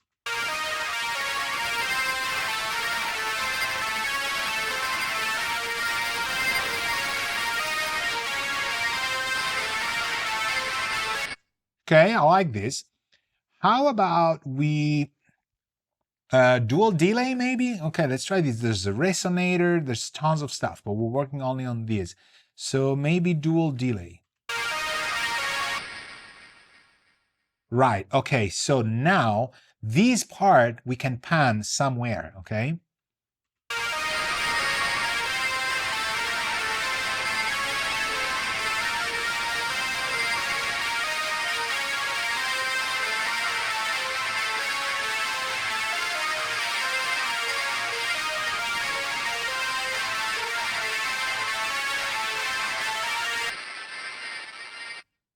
Okay, it's a little bit long. I don't know why.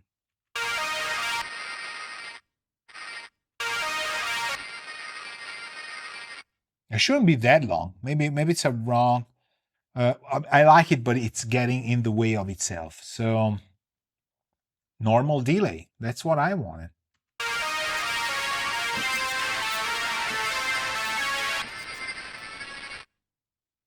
Okay, maybe we duck it.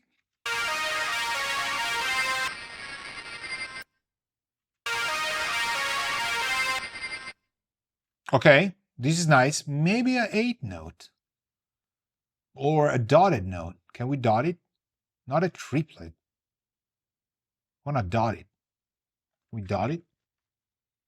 What it says, like there is reverb on the synth itself. That's the reason. Yeah, and it's printed within, and it's nice. It's fitting into itself. I like that. Yeah, that doesn't need to be. That's an example of effects that are actually doing what we like them to do.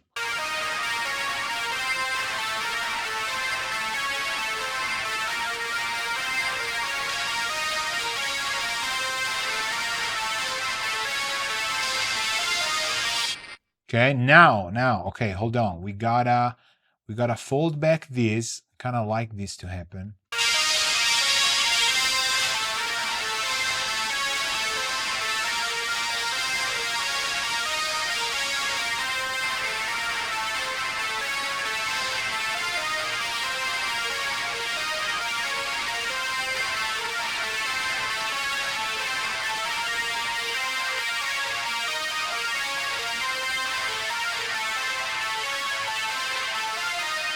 Or maybe the other way around, panning this way.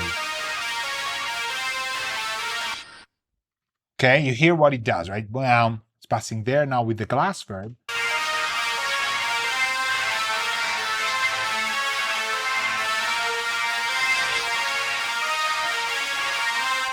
Okay, now I'm just gonna take multipass again, and in the post effects, which is the final part, I'm just gonna use carve EQ.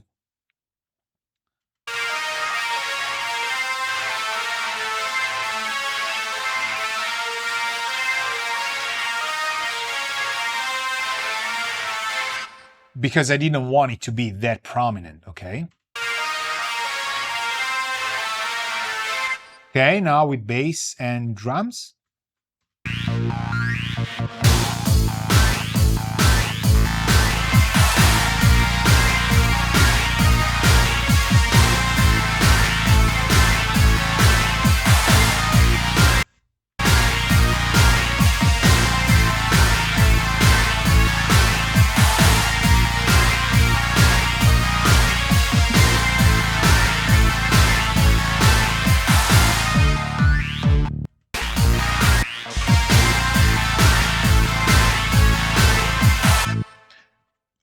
I like that, but Also, have you noticed how those tails are helping the section that comes after, which was completely out of connection, which was a nice surprise, but it was a little bit too much.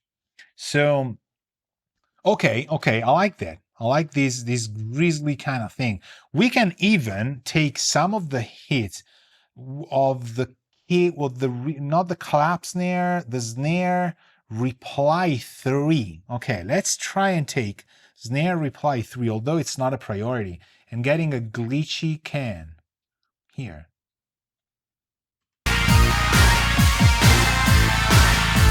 Oh, I put it on the hat, which is definitely not what we wanted. Okay.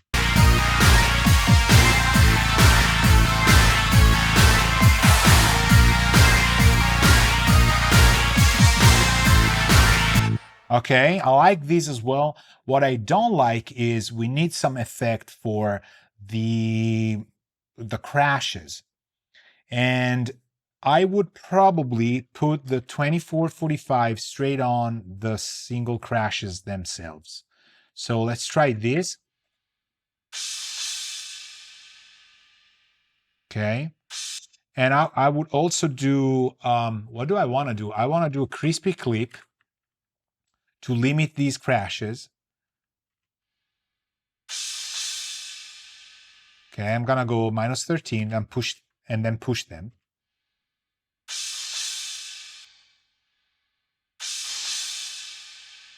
Okay, same thing here. Let's save. Okay, and then I want to take just a simple, a little of, there's something here that's glitching a little bit.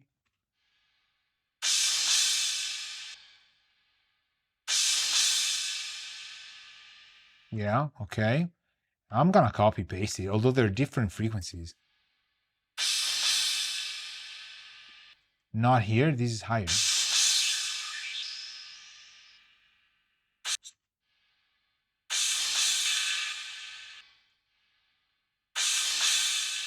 Okay, now I'm gonna do it with the drums, because if you do these things in solo, they just completely disconnect. Okay, completely different. Let me try and hear you out. Okay, for some reason, once clipped, they sound fine.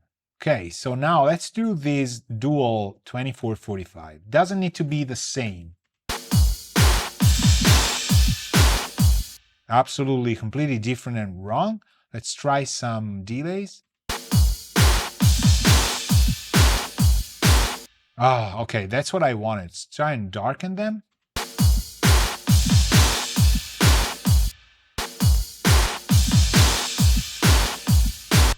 It needs to be obnoxious in a way, so maybe no width at all. Okay, and now maybe we balance them with a little bit of a different pan. Not bad, not bad. Although that's not exactly what I want. I mean, now they're crispy, right? So now we do need an EQ here.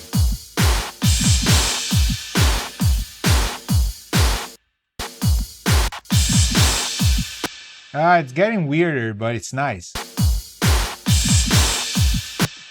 That's not it. They're blending in the wrong way. So I'm partial to having the balance a little bit here, and then the crashes maybe not all the way there.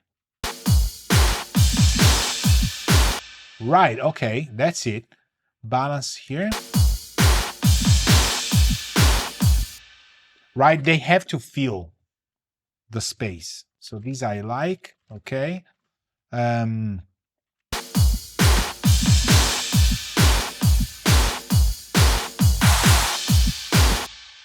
Have you heard that ta-dam? It's just opening that because of the glitch can. So this is nice. I think the toms I haven't done. When are they playing? Hopefully they're not. Oh, no, they are. They're always when you think you have a free track.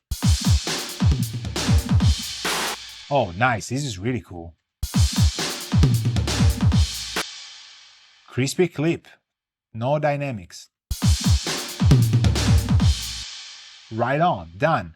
Glitch can. This one. Or glass verb as well. A little bit too much, but a little bit maybe yes. And also pandist. Maybe not. Maybe it's too much. Actually, no. Sounds good. I kind of like to give them that vibe, that thing. They just have a little bit, maybe too much 600 or something.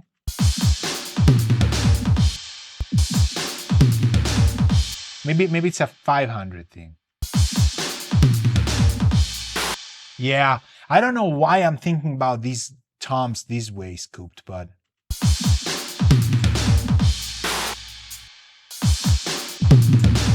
yeah. No, we don't need these.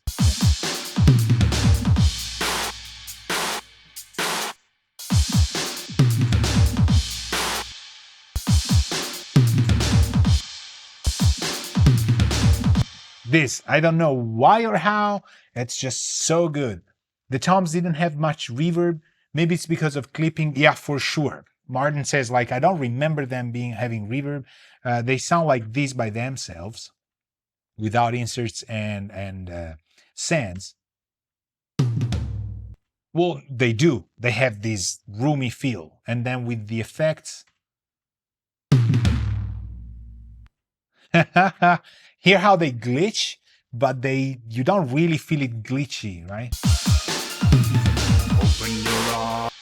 All right, so now we go back to what we have done. Supposedly, you've created this. This is where you would pause after what I'm gonna do right now. So we've done the keys, we've done the things that help. We haven't done the part verse, which is playing when the vocals come in. Okay, so now when the vocals come in, it needs to be huge, right? Because that's how it is. But before doing it, what I want to do is I want to do drums and vocals on the part that they kick in. And then I'm going to add different things. And remember how I've treated the vocals. I hope that it's just going to give them a sound. Martin says, like, I think that roomy sound comes from something else. Not sure if it sounds good. Like those samples are actually giving something to the kit that never moves, a movement in that part. So I think it's nice. So what I'm going to do is trying the verse lead vox. It needs to be kicking major behind, okay? So maybe I'll do vocals, drums, and bass.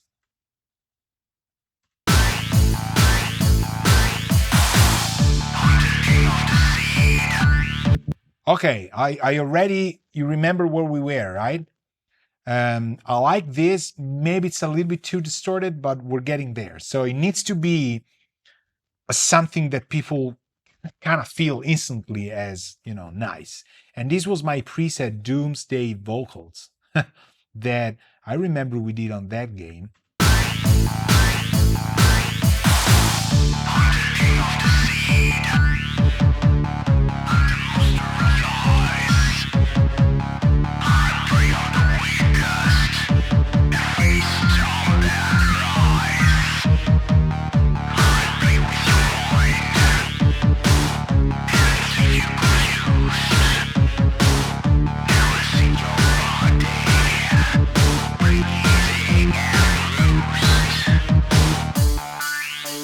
Okay, I like this. Let me try and see if we can emphasize this part. It's a matter of frequencies and it's a matter of parallel compression, but I really, and it's a matter of delays and effects, but I really like where this is going because of how it's just instantly kind of a sound. It's not safe, right? But before we started, I said, this is where you talk with the band. This has to be something that is done, in conjunction with the idea of where we're going, because it's shaping the entire thing. If they say, well, no, we were thinking like the vocals should be fairly intimate but still up front, you would need to do things differently.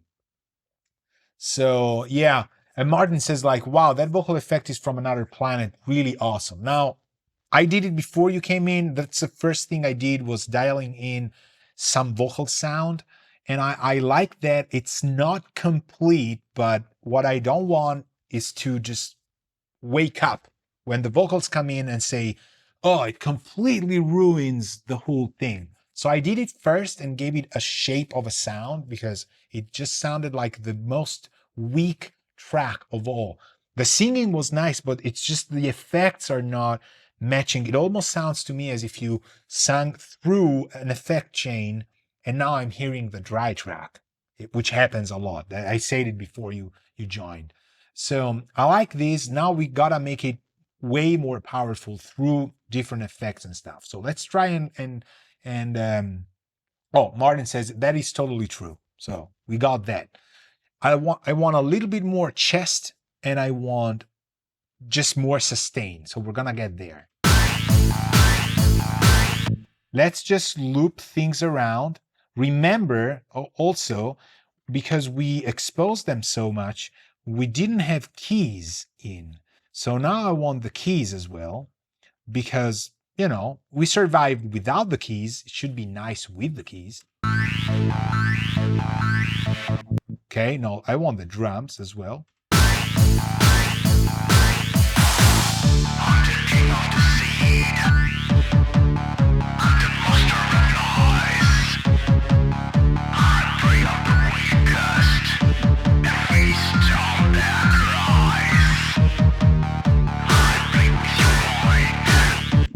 Okay, so one thing that is happening, which I knew would happen, is the snare is just masking our vocals. So here we could do it statically, but I think we would need I'm thinking about a Mac DSP. Probably yes, I want that. And the 600, all right, here. The 600 active EQ.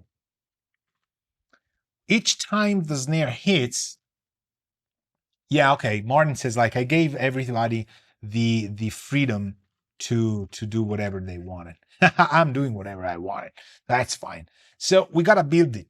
The vocal style is there, but it's risking to be just not coherent somehow. So the drums are dangerous because they're masking the vocals each time that snare hits. So we gotta find that part in the snare, maybe in the snare and carbide, or just take the whole kit. If I had a drum bass, a snare bass, that's why I like to use snare basses, we would do it that way. We would just gather all the snares and do it. But because it's a drum kit thing, let me try and see if I can do it here. It's dangerous. It might not work, but it's around. Let's first find where the offending frequencies are while you're singing, and then we'll see where we want to carve in time. It could be static, maybe, but I'm thinking the other parts of the drums could move around, right? So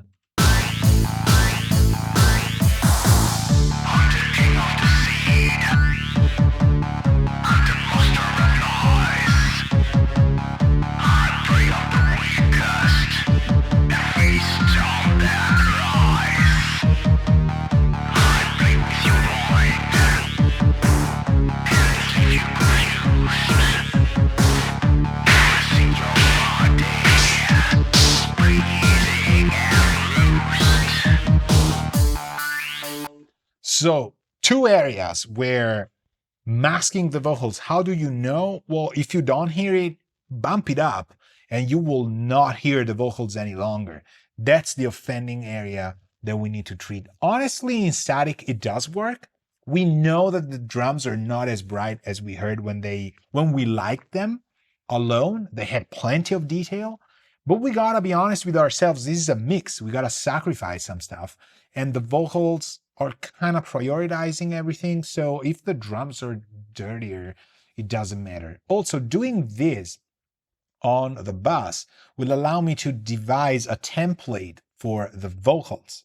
So I'm finding spots in which those frequencies will always work. They belong to the lyrics. Because we're distorting things a lot, it's going to be hard for people to understand lyrics. The genre really doesn't want you to, it's not a singer-songwriter, female country song. So it's nice that you don't really grasp them at all, but there is a threshold up to which point it's too much. Okay, so let's find the two areas. The green one I think I got, but the blue one also could help in which it could be around 5K something. It's usually there where the vocals have their consonants.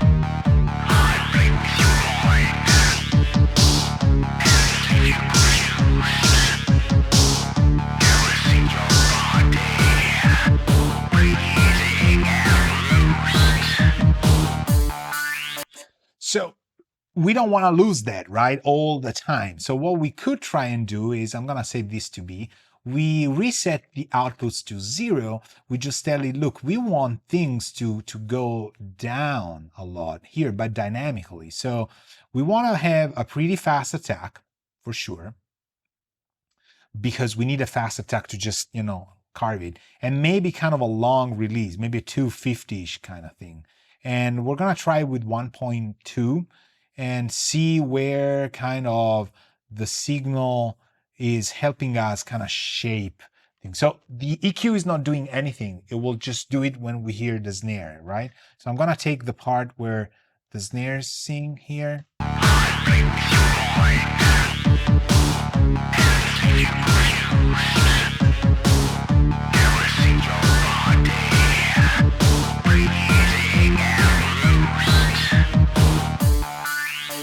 You hear it how it's working weirdly, right? We could raise the drums, we could do different things because I'm now obviously carving a lot of highs. I could try kind of an open static EQ here.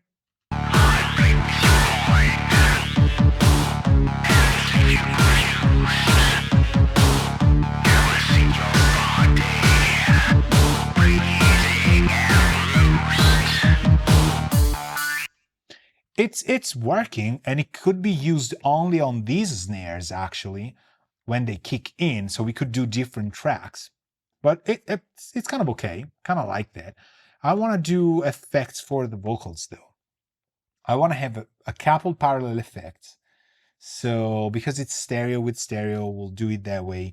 We call it LDV distressor for sure. And then we're gonna do probably we need some short slap things. So I'm gonna do like an LDV slap. That's how I'm gonna call it. That goes to all effects. And we need LDV verb for sure. Although, we need something kind of weird as well. So let's do the distressor first. Now, it doesn't have dynamics, I know, but it could have a little bit better dynamics. I think I could actually clip the vocals a bit more. So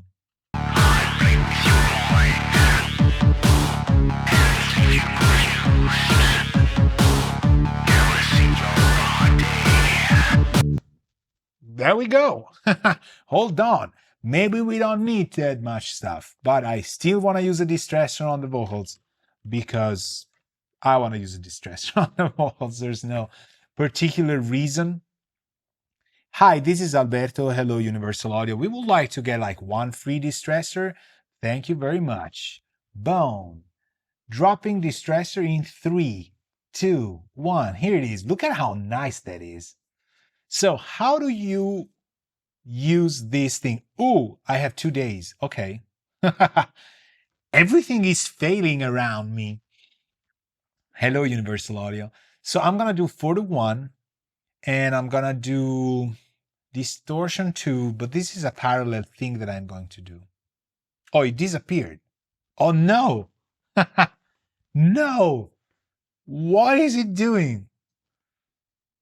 Okay. Okay, it's got back to the 2 days thing. Nice. Okay, I get you. We want this to be a vocal parallel distortion. Not distortion, but like a lot of gain. So let's solo this dude and find a nice compression value. I play with your mind. And I usually go to the red a lot. And I kind of like where the attacks and releases are, but maybe a little bit faster. I play with your mind and leave you confused. Have you heard it? The difference? So now it's minus infinite. I'm gonna drop it. I'm gonna raise it, okay? I play with your mind Without? and leave you confused. With? Caressing your body. This is good. I'm telling you, this is gonna kick major behind. Just it's gonna help our vocals stand up. Okay? Number one, done. Now I wanna do I had something by audio already. Oh, only that one? Why? No, come on. Although it's a great plugin, the Compander. I don't have it. Compander. Oh no, I have to reinstall or update. That's why I don't have it, because I wanted to update them. Okay, how do we slap it? Kramer tape. No, I refuse to use it. EC300. Because Kramer tape is gonna be extremely honest somehow, like very old Beatles style, which I allowed, but I don't want to do that. So let's do this thing here. These I like. So I play with your mind. this is what? This is LGV's lap. Okay. We go to delay. We don't need the note, actually. I think we can do it here. I play with your mind. That's exactly what I wanted. And I'm not kidding. I like that. But it's too wide. I play with your mind and leave you confused. Caressing your body. You hear what it does, right? I need to pay my duty. Yeah, I I do. It's about to renew the license. Oh gosh, that's insane. How much money goes away for all of these testimonials? The only person who pays for plugins he teaches. All right, that has to change. From this year, I'm gonna just do cat eyes to every company out there. No, they're very supportive, but it's gotta get renewed. So now I kind of like this. I don't want to change it. I think it's okay. It could use a little bit more of reiteration, but this slap is, you need more delays. I don't want to do everything with one delay. So this is fine. Now, what about a reverb? I'm gonna do hyperspace. No, actually, let me think. What do we need here? Which kind of reverb is this guy calling for?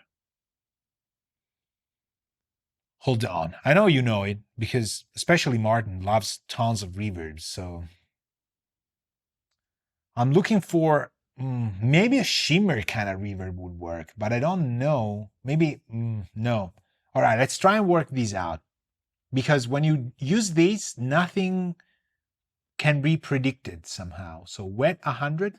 I play with your mind and leave you confused. Caressing your body. We're almost there, but it's kind of the time. I need a lot of late here. I play with your mind and leave you confused. Caressing your body. Bleeding and bruised. Have you heard how nice that is? Exactly, like Martin says, like a plate. It sounds like a plate. This one. That's what I was looking for, and it's kind of clean, and I like that. We could elaborate a special reverb for different tracks from this one without using this one. I like also that we should play with inertia and shimmer. I play with your mind and leave you confused. Caressing your body. Bleeding Now, I think this is gonna help a ton. So let's do drums. Let's do everything. Although I think there's some synths that we haven't done.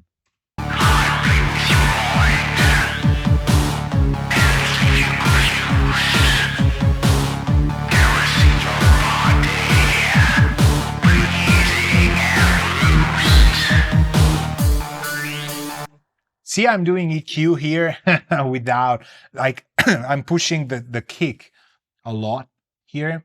Just.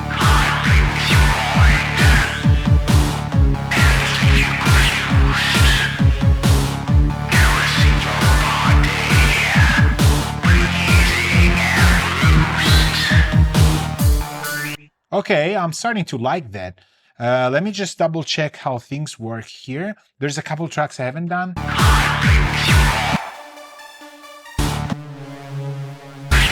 Right, so this one, okay.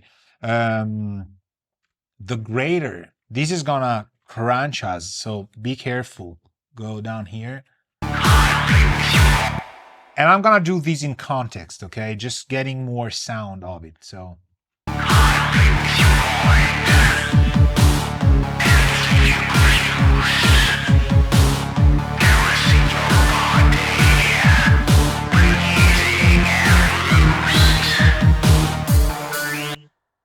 Right? It works, but maybe we can. No, Fury is gonna be too much. Crispy it a little bit.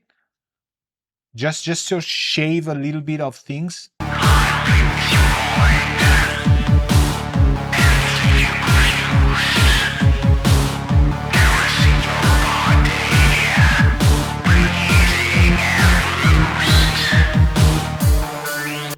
Okay, I think it's this track, right? There's some low mids I don't want.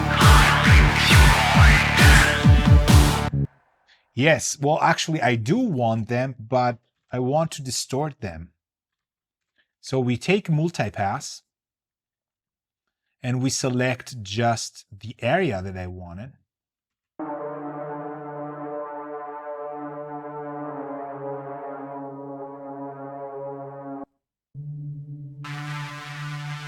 Sometimes you just carve the entire area of the spectrum and it just sounds nice.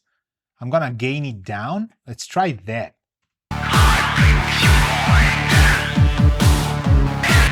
No, actually, we need that part. But I need to distort this with a plugin called distortion. How nice is that? Sometimes you can limit that before, just so actually I should do that. Let's put a limiter here. Apparently I can't spell. Let's try these first.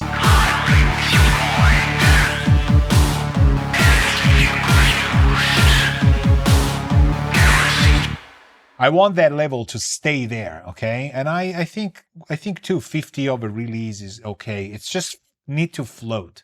And now we distort it with hard clip, maybe saturate. Everything is kind of so loud all the time. So maybe no, we need hard clip. Or maybe I liked fold back, right? But it's so much.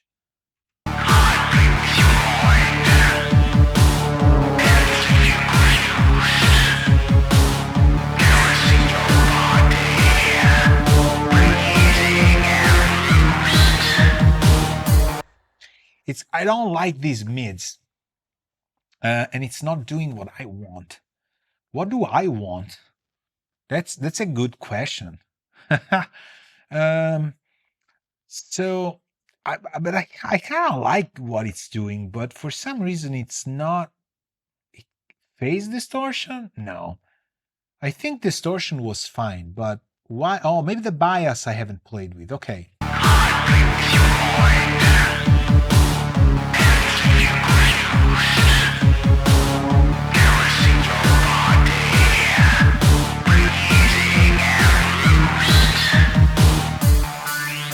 Okay, I want to copy these also before.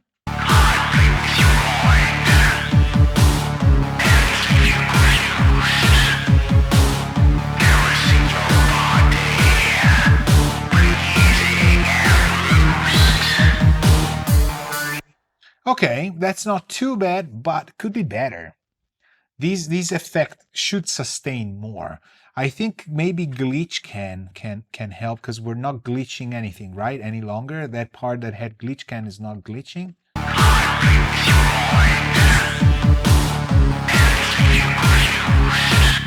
Insane how one thing can really regenerate a lot of the vibe here.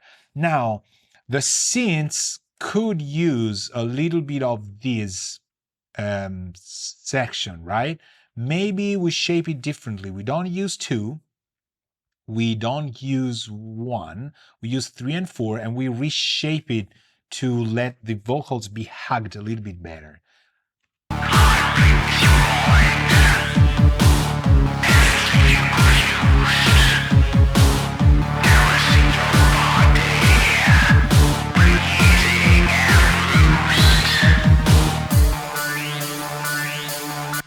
It's super subtle, but it kind of makes room for it. There was other stuff here. Ah, this guy. Okay. Then we gotta do glass verb or maybe pandist as well because it's kind of a high pitch, right?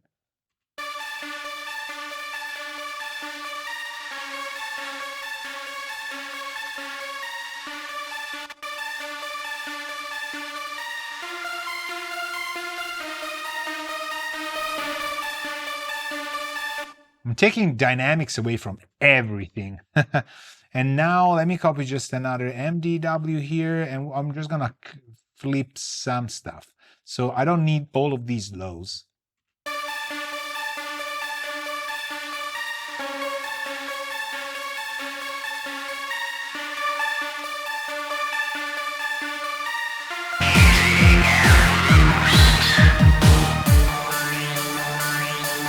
Okay, yes, okay, we'll like that. Now, there's no bass compression at all. There's nothing here. There's not a lot of need for it because there's not a lot of dynamics. But I want to get to the chorus vocals and then call it a day.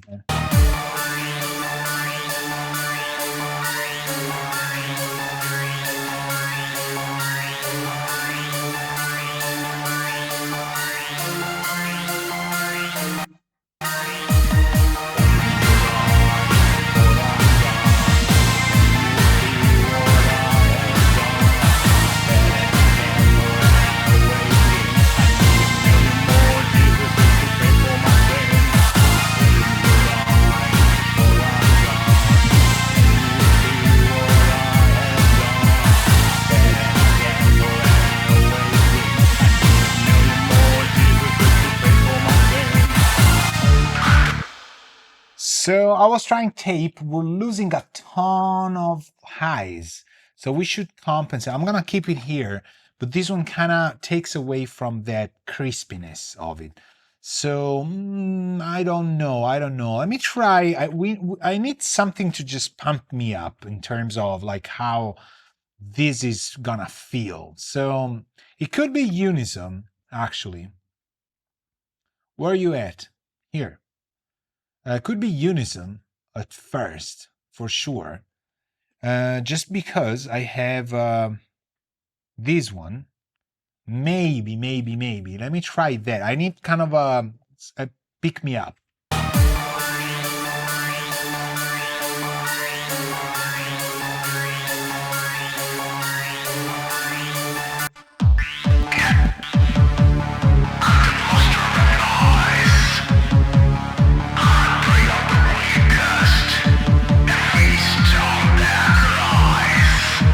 Okay, I'm gonna do a mid-side thing. Let me try and do that.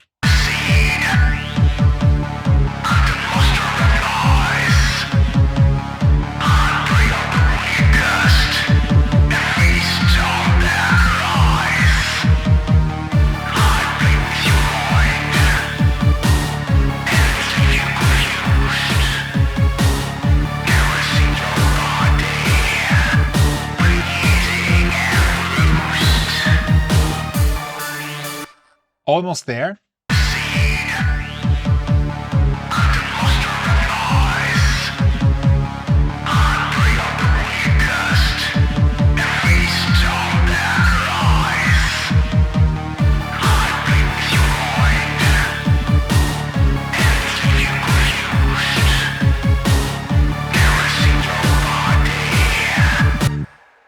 this I like. And I'm sorry I close the plugin when I when I like it.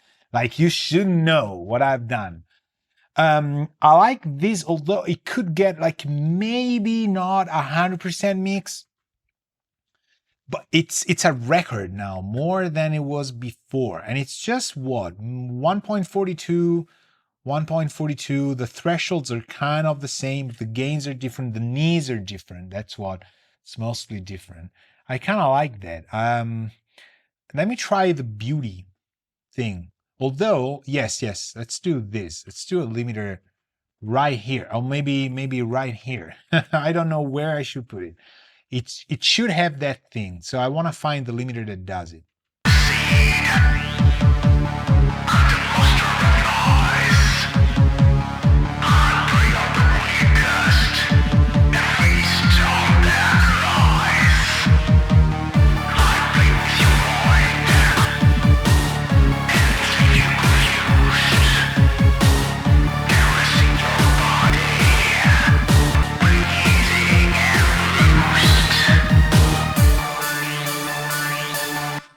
Okay, I like this.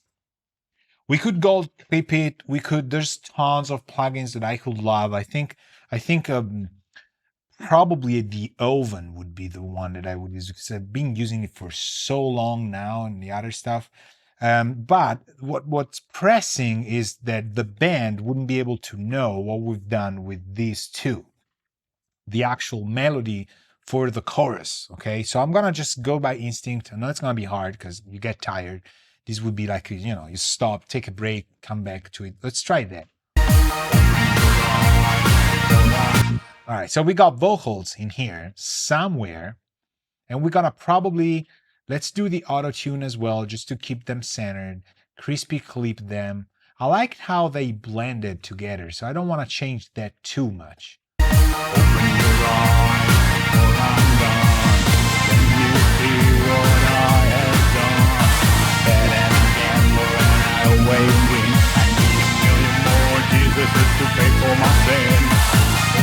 Okay, I love this. Let me try the same preparation, sort of. See what I have done. I bet and I gamble and I always win. I need a million more. Okay. I think the distressors are gonna work. The slaps are gonna work. Open your eyes before I'm gone. Can you see what I have done? I bet and I gamble and I always need a million more Jesuses. Okay, then we try my same preset. It's gonna be a little bit different though. Open your eyes before I'm gone. Can you see what I have done? I bet and I gamble and I always win. I need a million. Okay, well, it's sounding good. I don't want to use Fury just there though. Want to reset these. Try and find a spot that highlights these, right? Open your eyes before I'm gone. Can you see what I have done? I bet and I gamble and I always win. I need a million more. See what I've done? See what I've done? I've muted 3 tracks, suspecting that one of those was just masking my attempts at making the vocals sound fine. And indeed, that happened, right? So I also want to have the glitch can here, or maybe the pan dist on one of these. And then the offending part is this synth. The lead intro, maybe? Yes.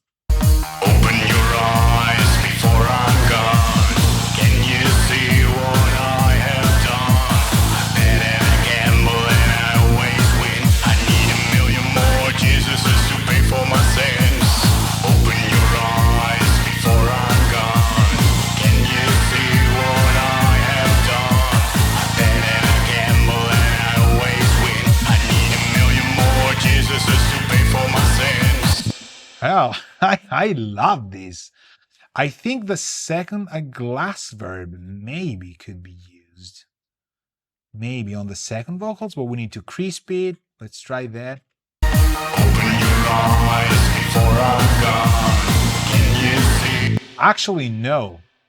I'm gonna blank it, and then I'm gonna just try and EQ it first. I wanna get just what's needed from the second part. So I'm gonna reset it. Open your eyes before I'm gone. Can you see what I have done? I bet and I gamble and I always win. I need a million more Jesuses to pay for my sins. Open your eyes before I'm gone. Can you see what I have done? I bet and I gamble and I always win. Here, it doesn't work if we do it too much, absolutely. But now we Fury it, just going by instinct on what I think could work. It's just a second vocal, right? So that second vocal has to be spot on. I think Crispy Clip comes in later, would be as our way to just know when we are, I don't want to even oversample this, to just fine tuning the ceiling, right? So let's try rodent or maybe harsh clip. Open your eyes before I'm gone. Can you see what I have done? I bet and I gamble and I always win. I need a million more Jesuses to pay for my sins. Open your eyes before I'm gone. It works. Now I just want to zoom in on the waveform. Open your eyes before I'm gone. Can you see what I have done? I bet and I gamble and I always win. I need a million more Jesus. Fantastic. I love this. And now I want to EQ it again, just taking out, actually, I want to dynamically EQ this as if it was a de-esser. Look at how many effects we take into account to just get something there. So when these are playing, I want it loud, but when it's crispy, I don't want it that crispy any longer. Open your eyes before I'm gone.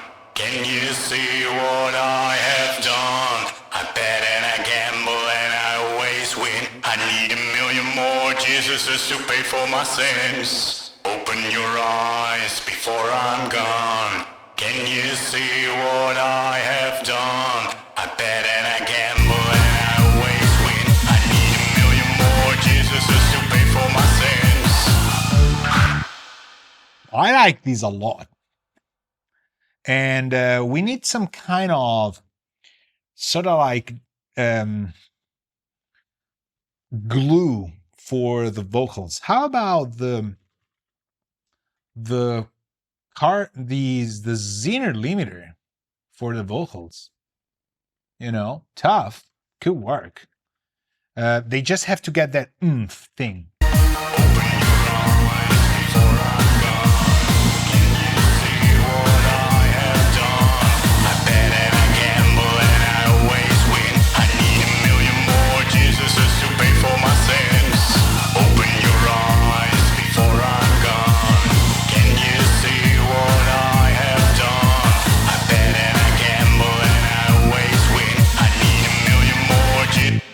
I like these a ton.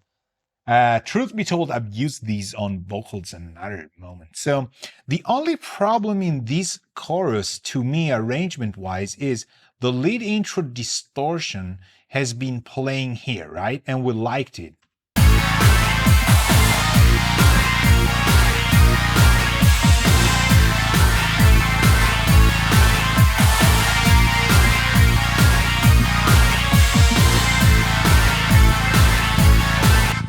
That's perfectly fine. What we need to do is we need to duplicate this dude. We need to tell it to get cut out because we need this to be on. See how it's playing in the choruses? It cannot be the same. It's clashing. But if we change it, it's gonna mess the introduction. So we do this and we reassess what happens when it's playing here. Probably we just need to maybe volume it down or maybe, I don't know, EQ it. Open your eyes before I'm gone. Yeah, I'm gonna try and just EQ it. Try and see if we find, actually, you know what? I'm gonna use the AE, because I wanna stabilize it as well. find the two areas where it's kind of, well, no, I liked the setting I had. The two areas where it adds stuff to the vocals, makes it deeper, but not too much. So we use 3 and 4. Very wide cues. I think something like this could work just by instinct, knowing this plugin. And then we try and spot the place, right? So Open your eyes before I'm gone. Can you see what I have done? I bet and I gamble and I always win. I need a million more Jesuses to pay for my sins. Open your eyes before I'm gone. Can you see what I have done? I bet and I gamble and I always win. I need a million more Jesuses to pay for my sins. it's loud, but it's really adding to it. Yes. So how about tape? I don't think this is gonna work though. It's too dark, but Open your eyes before I'm gone. Can you see what I have done? I bet and I gamble and I always win. I need a million more Jesuses to pay for my sins. okay. I don't know what it is with this plugin. Each time I don't want to use it, I end up using it. I know you know that. You know it because it's happened many, one times too many, right? Each time I say, no, this is not gonna work. It does. So what now? Nothing. I would just call it a day. Send it, save it, whatever. Maybe I would do. No, I wouldn't do anything else. It's okay. Why? Because it's just I've spent too much time to create some kind of sound. I like where it is. I like the transitions. Again, it would be automation. It would be detailing, knowing where things have to change. I know that there's these sparkly sound at the end, for example, that we haven't done here, this part. There's a couple keys I haven't treated. This one, for example.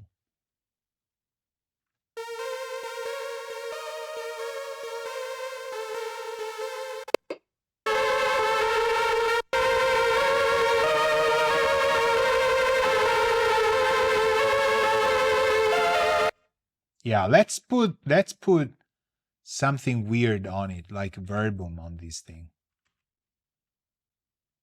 I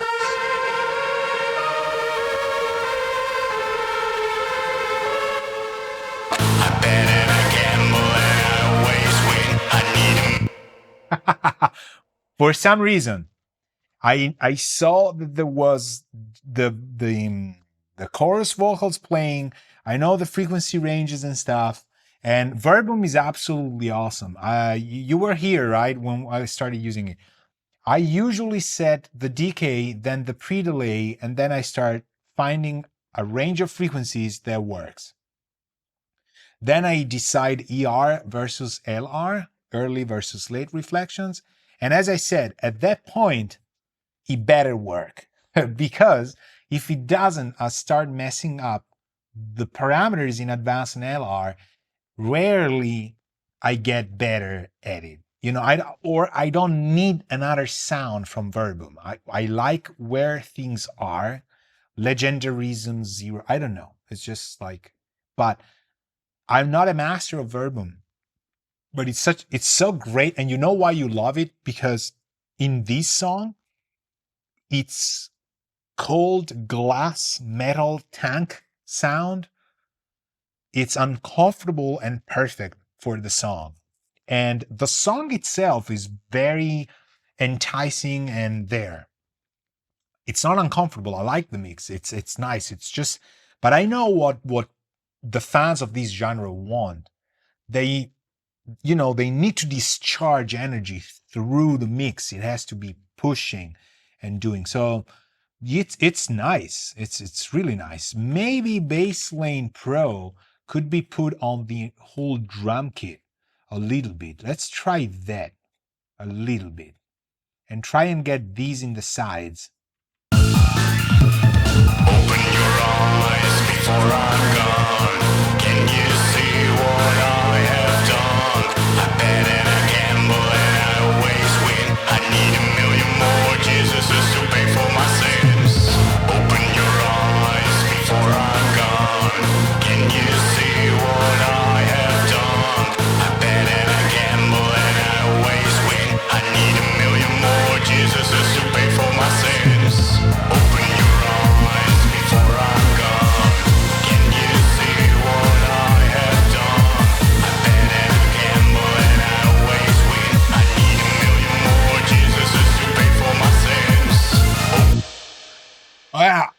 Okay, this is so wrong.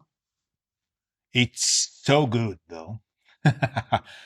It's so wrong, but so good. Like, this is what you would be afraid to publish, but it's what, or one of the tones or the sounds, the excess that you hear in records on the radio and stuff. And you say, like, wow, I would have never dared to do it.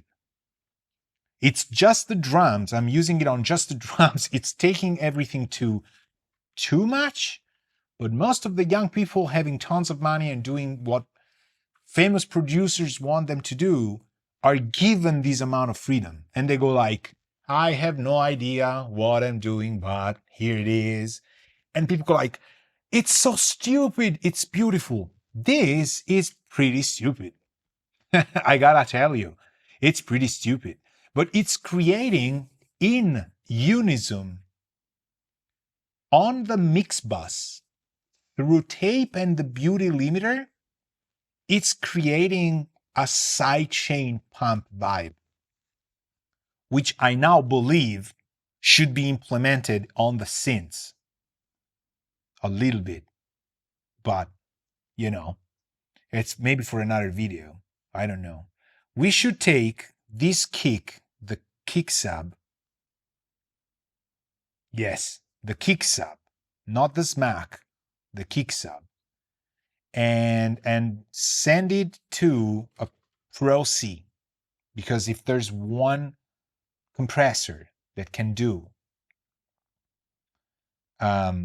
proper side chaining, ladies and gentlemen, it's Pro C. So we open a side chain. I gotta go to dinner, but I gotta also test this because it's just so, it could work. So we take kick sub as a send. We take it maybe pre-fader. No, we take it post-fader. Doesn't matter. And we open the bottom part, it's called sidechain, and we take this section and we try and just sidechain this dude. So let's try and go drums and synths.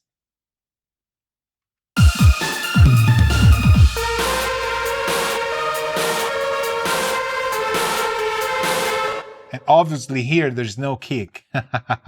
Here, pick a place with the kick.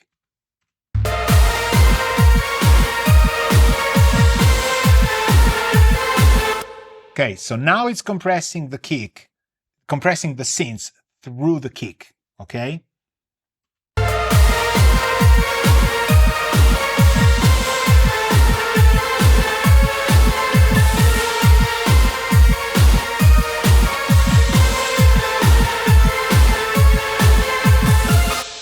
Listen to what it does when I make it extreme.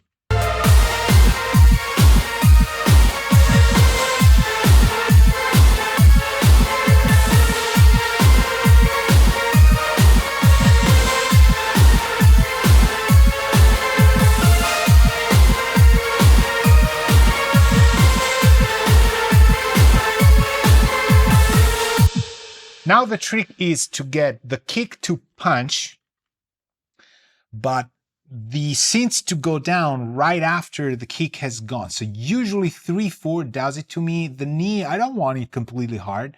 A ratio of 4 honestly works. And the release, again, it has to be set to tempo. So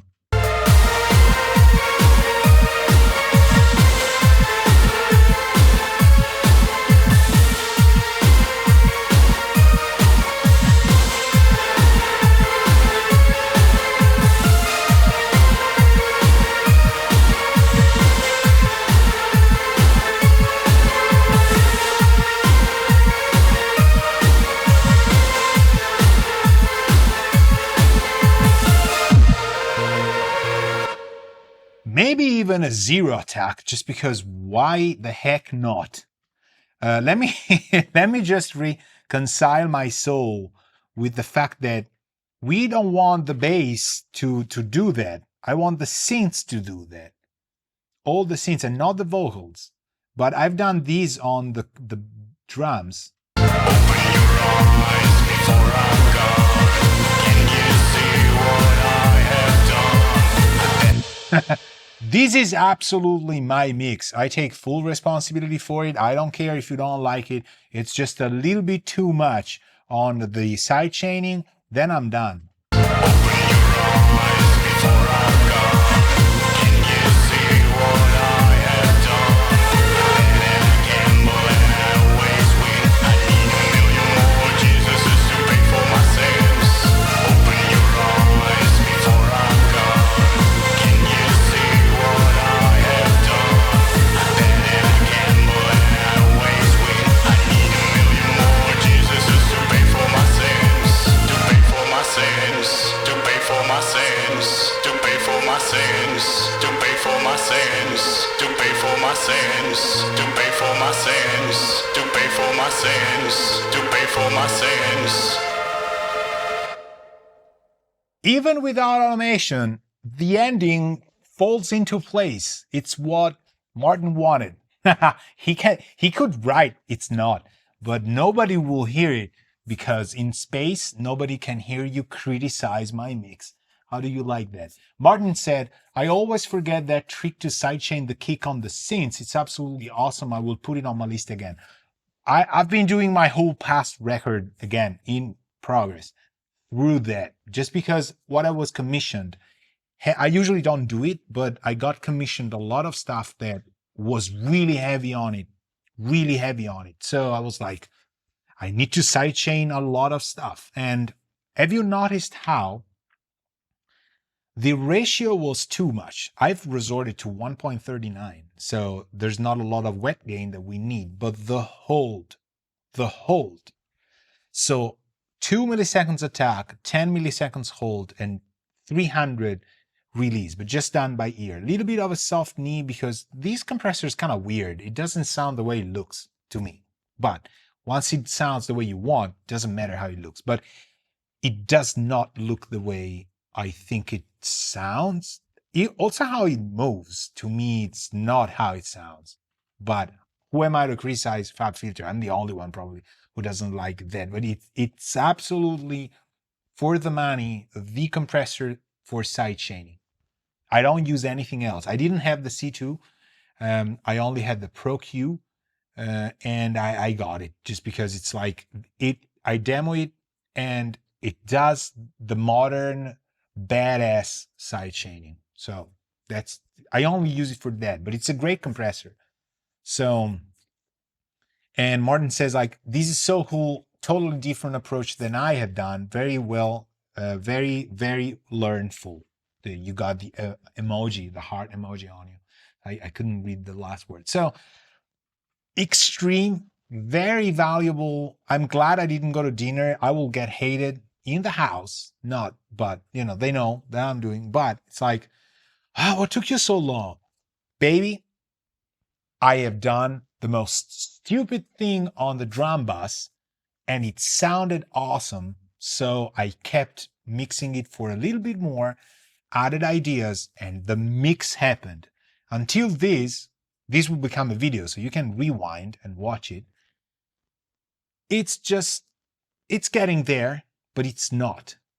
This one is, you gotta pay the mix because I've done it, obviously. But if you don't like it, you want me to make changes, there's only a little bit that we can go on because this is how, to me, it's getting shaped.